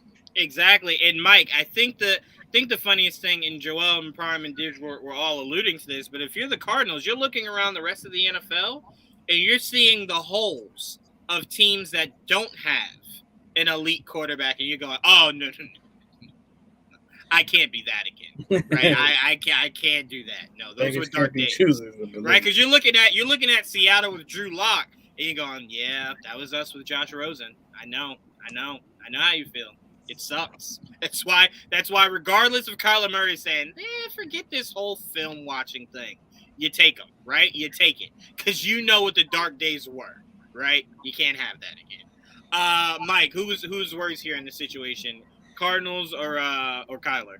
Well, first off, can we get the producers on to making that quarterback tree Joel was talking about? I need the visualization now of what that looks like. I had a tier list today, I think. But as far as who looks worse, first off, they both look really bad, honestly. One, he's that bad, he had to put it in his contract that he has to show up to work 4 hours out of the week. He can just divide that up into like 20 minutes a day. Like it didn't say 1 hour a day. Right. That's the thing that's really weird to me. But also, if you think he needs to be monitored that harshly, where you put in "don't play video games," why was he worth $230 million? Because again, they remember the days of Josh Rosen. They did not want to go back to that. So it's like, what's the alternative? In that case, I say let him do whatever he wants. It's just real. It makes both parties look kind of bad. That's fair. I mean, I'd say the Cardinals look worse, but it's not a good look for anybody because this is ridiculous. Yeah, but no, they definitely had to do that, right? Where it's just like, well, we don't want to look like some of these other guys, right? Like we're doing better than them, right? Like we're doing way better than them. So we got to make something happen here. Something's got to happen. So hey, Fortnite some nights, not all nights. Hey, but you do realize that you can pull up plays on Madden, right?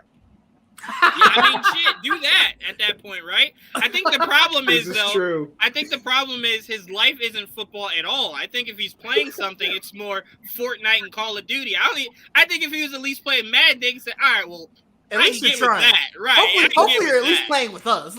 Yeah, because I'm like, I think in Madden you can put together your own playbook, right? So he's like, well, I can put our playbook in Madden and you just play it out, right? Study it that way.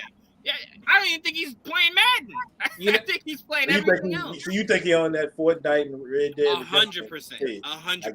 Okay. I think if anybody listening has children, your child is playing Juju and Kyler Murray right now. Like they're playing them right this very second. They should be, don't be surprised if Kyler Murray suddenly comes down with some sort of illness or some injury in the middle of November when God of War comes out because he's gonna be gone for a week. You're just gonna hear his shoulder, my shoulder. I can't. Okay, maybe 1 to 3 weeks. We don't know. Yeah. We're monitoring it. He's day to day right now. Oh man, I don't know what Kyler's gonna do next year when these games start coming out one after the other, and he's just like, hey, I might retire for a year. I might pull a Jordan. I might step away, go into professional video gaming, and then maybe come back.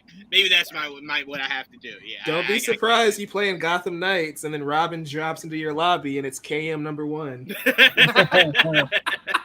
You're like, why does this sound familiar? Kyler goddamn Murray. All right, let's go to our last topic here. Anonymous, because that's what's been going around today. An anonymous defensive coordinator says even if Lamar wins up to 12 MVPs, he will never be a tier 1 quarterback because if you need him to win the game by throwing, he cannot get the job done. Now, I will add this. If you told me Mac Jones won an MVP 12 times, you'd have a really tough time with me not believing that motherfucker was right up there with Montana and Brady. I can tell you that right now. I don't give a damn if he had a trophy or 1. You win 12 MVPs, you're everything. You're football, right? like I might have to change it to the MAC Football League, right? It might have to be the MFL. So to me, that's asinine in its own. But I do think it's sometimes forgotten that the narrative was Lamar Jackson is not a good thrower of the football. He can only run. His first year, it seemed to be very true. His second year, he spun it into an MVP season. Regardless of how you view any of the other intangibles, that does mean something. You know what I'm saying? So to me, do I think he's a better passer than Patrick, Justin Herbert, Aaron Rodgers, Tom Brady? No. But do I think if he buckled down, he could get there? Sure. But he's a guy that's been depending on his legs, we assume, almost his whole life, right? So it's like, well, that's something that he has to get out of. We saw Cam Newton win an MVP, throwing the football and using his legs. And then we saw that this motherfucker maybe can't throw the football as good as we thought he could in moments, right? Right. So to me, I'm like, again, I think the game somewhat shifts back and forth, right? To where it's like, no, you need the traditional in the pocket, throw it 60 yards kind of quarterback. And then sometimes it looks like maybe not. Maybe you need that guy that can make the throws when it counts, but he's very, very much creative in how he goes about winning football games. That could be on his legs, that could be throwing the football, whatever the case may be, right? So to me, I'm not saying he's the tier 1 elite. I'm just not willing to say that he can never be a tier 1 elite. That's all I'm saying. We're very early in the kid's career, right? We're saying this like he's been playing for 10 years. It's like, well, that's just him, right? It'll never change.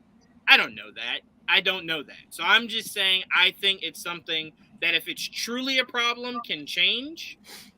And if not, maybe he's the one blip, right? that does it just by his legs. Who knows? Again, if that defense comes back healthy, that's an elite defense, right? So if we're talking about games are manageable, no more than 14 to 21 points, are we trying to say Lamar Jackson can't get more than 21 or 14 or 21 points in a game? Really? I'm not willing to say that. And let's not forget, his only competition, because Deshaun might be out for the year, is just Joe Burrow, right? So I'm like, well, if you can at least win your division, I'm giving you a chance every year, right? So, again, I'm just saying I don't think even if he's not tier 1, that means he can't win games or ultimately a championship.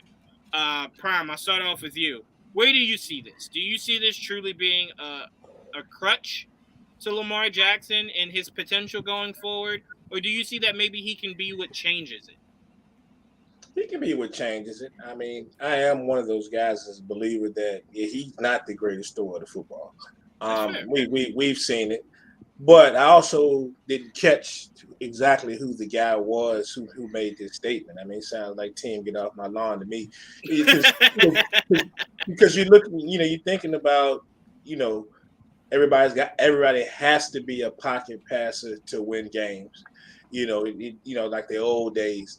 Nah, Lamar, we don't know what's going to happen. Is John Harbaugh?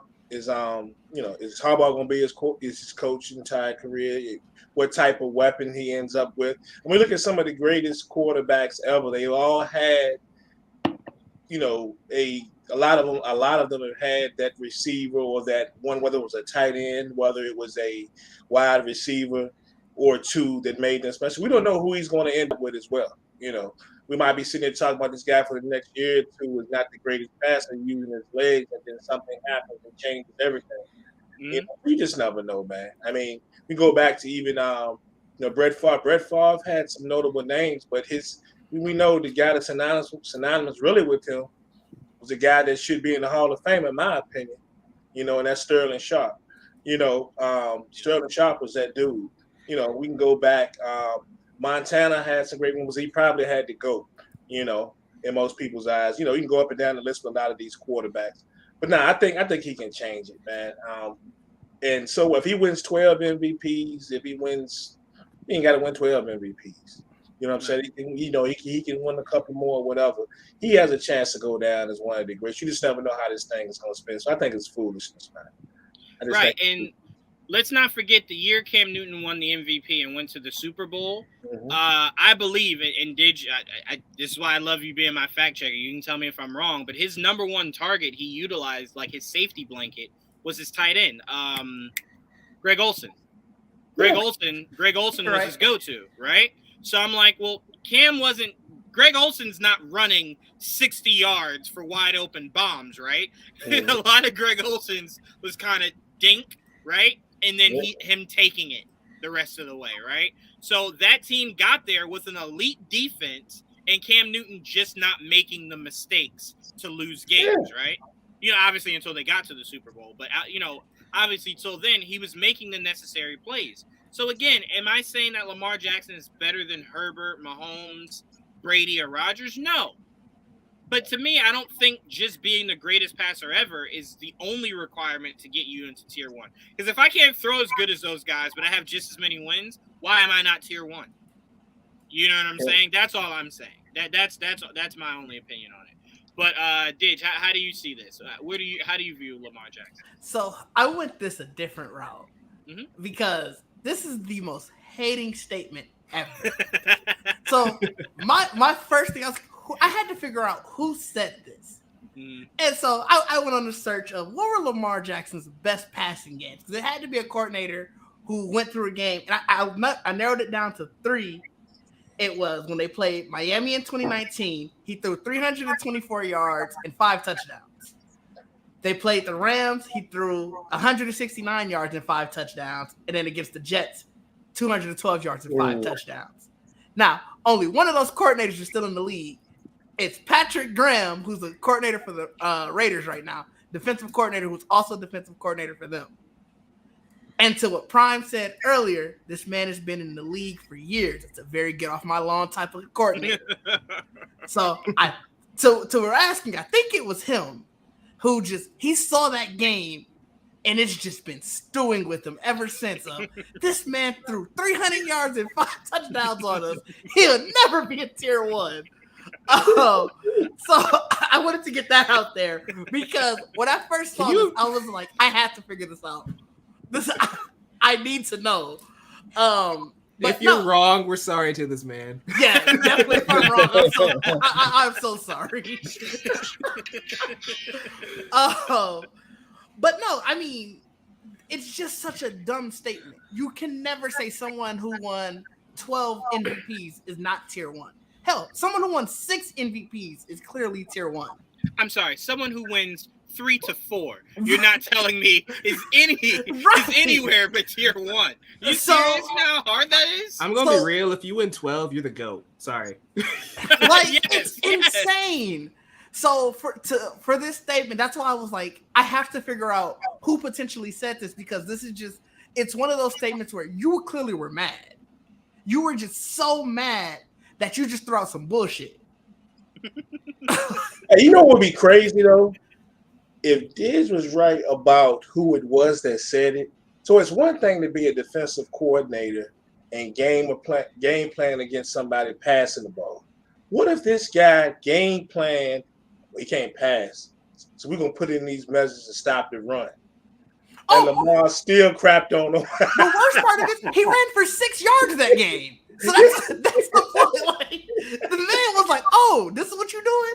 All right, let me pass it." Yeah, and again, why you mad, son? And again, part of me is biased because when we had the conversation, I did tell you guys that I did have Lamar in my top 10, right? Because I'm like, I don't see how you keep him out of the top 10, right? So for me, it's just the idea of looking at him and going, it's so early on, right? It's so early on. It's like watching a quarterback have a remarkable first season, right? And then going, yo, he's going to finish as the GOAT. And then in the second season, he drops completely off of the map. Well, then that was just too early, right? Like that doesn't mean he's good or bad. It just means you maybe need some more game tape before you can properly assess him. You know what I'm saying? So, because again, look, Cam Newton hasn't had a season as great as that MVP year before or since. So I'm like, how do you equate that? Where do you put him? You know what I'm saying? So to me, I'm just saying, if Lamar has one of those seasons like Cam did and actually wins it, you're not putting him in any other tier but number 1. That's all I'm saying. That's all I'm saying. And I mean, Didge, me and you have heard it as Mac Jones fans to where Mac Jones had a really solid rookie season, right? And all the narrative is, but just give Trevor Lawrence a better head coach and an Bro, why can't you just go off of what Trevor Lawrence was able to do on the field with his ability, what Mac Jones was able to do with his ability? That's it. That's it. Nothing else should be brought in when you're talking about who do you think could be better, right? Because to me, I looked at a lot of those Trevor Lawrence games being New England playing Trevor Lawrence, and I'm looking at him and I'm just going, I'm biased, but I don't see it. I don't see it. I really don't. There's a dog in Mac Jones. I just did not see in Trevor Lawrence. That's all I'm saying. I'm 50-50 because Trevor Lawrence, I watched Trevor Lawrence in college, and man, what we saw last year in Trevor Lawrence did not look like the same one at Clemson. I mean, hell, we watched Tim Tebow in college. He got to the league. Tim Tebow never really had it for me. I didn't even in college. I agree. And even in college, I was like, he's a good college. He was the one who was like, you're great in college, who I didn't think would translate to the league. When I watched Trevor Lawrence in college, I was like, and especially after Brady had left, I was like, man, I hope we have a terrible year so we can get him. Like, I want him. So I'm 50-50 on that. But as far as Lamar, like I said, this statement, it just screamed hater to me. Yep. So I just took it as that. Yep. So apparently we know who will be joining the haters ball with Dave Chappelle next season, right? But Mike, how do you look at this, Mike? So I just want to assess the entire quote that this guy is saying. He's talking about, he's a great football player, but he's not a great quarterback. And I feel like a lot of people don't quite understand what a quarterback is. The quarterback runs the offense. They manage the offense, regardless if that's throwing or running. You're the guy, and that's what Lamar Jackson is. He may not be the greatest passer, but if he can get you in the end zone, that's all that matters, right? That's all you can ask for. So, yeah, he may not be the best pocket passer in the league. That's fair, but if he's still a top 10 player at the quarterback position because his team is always going to be in it. He's always going to be able to get you wins. And if you're saying he wins 12 MVPs, like I said earlier, you're the greatest player of all time if you get 12 MVPs. Right. Yeah. So right. And to your point, Mike, I love that you broke it down like that because you could go to basketball, right, where you look at Chris Paul and you're like, that's a prototypical point guard, right? Like that's what you vision when you think of a point guard, right? That's like somebody going, I don't see Steph Curry as a point guard because he doesn't average as many assists as Chris Paul. My response to that would be, well, he is a point guard, right? He's changed the definition of a true point guard, right? It's now open. It's now opened up more. And here's the exclamation mark. I can tell you right now that if you told the team, hey, the point guard you're getting is Steph Curry, but the result is 4 championships. Pretty sure every franchise will go, I don't give a fuck what you define a point guard as. I want wins. And that guy delivers. So all I'm saying is if he doesn't throw like your typical quarterback, but wins games, what is the argument here? Like, what are we talking about?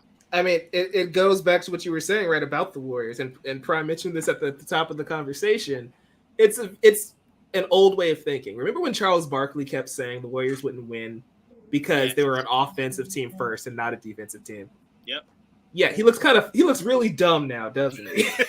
He does. And it's like, you understood where he was coming from, but it's like the game changed. Yep. And these players now are defining what it's becoming. And you can go back to Michael Vick, right? Like you can even say Michael Vick wasn't the greatest pocket passer, but he also improved. Like by the time he got to the end of his career, he was amazing in the pocket and out of the pocket. I mean, you could even make the argument when he got to Philly, people kept saying, maybe stop running it because your arm is really fucking good. Like stop running it where you keep getting these concussions and just throw it, right?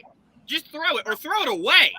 But stop taking all these goddamn hits, right? So again, I think Michael Vick, when it comes to the running quarterback, is probably the gold standard of being able to throw and run the same.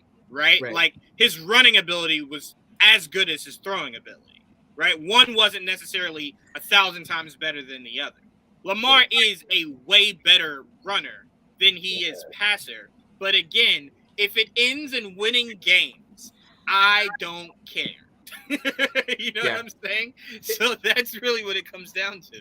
It's one of those strange things where it's like, why are we holding them up to such an impossible standard? Right. Because if it ends, like you said, if it ends in a win, who cares? Like the Packers won a Super Bowl over 10 years ago. Aaron Rodgers had like one good game that playoff run. Mm-hmm. Yep. and it's like it results in a championship though. So all the greatness he did after that didn't result in rings. So what does it really matter? And as I pass it to you, Joel, I'll even use this against that defensive coordinator. We all know Tom Brady is a prototypical in the pocket passer, right? If you think for 1 second that Eagles Super Bowl, Brady didn't wish he had Lamar Jackson's running ability to scramble out of that fucking pocket rather than getting strip sacked, you're out of your goddamn mind. You're out of your mind. A lot of these quarterbacks want the ability to be athletic enough to get out of the pocket and create plays, right? Rather than, well, I checked my checkdowns, none of them are open, sacked. They don't want that, right? And if Brady, like when you look at Brady run, he gets so hyped. Why? Because nobody expects him to run.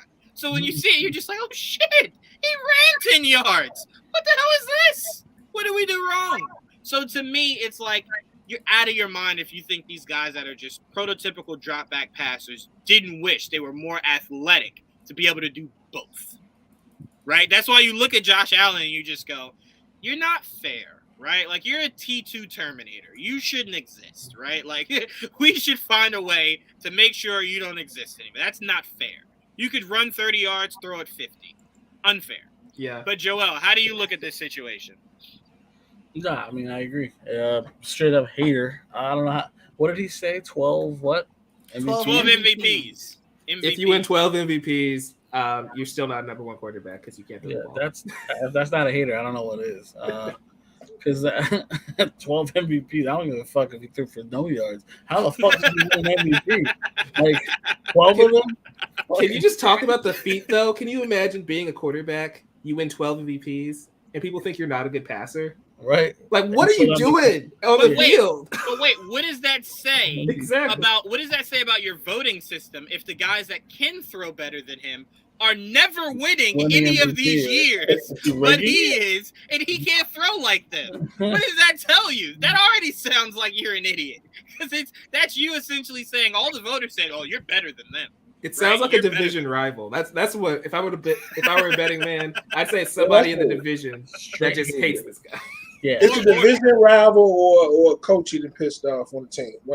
You know what? Wait, what was that game where Lamar Jackson left to go? I think everyone jokes that he left to go take a shit and then came back to win the game. It could have been him. Whoever that defensive coordinator is who said this, because he definitely said, "Yeah, we're gonna win this game. Look at him. He can't throw. Took a shit, came back out, won the game." He definitely held on to that and said, "You know what? I'm gonna shit on him anonymously."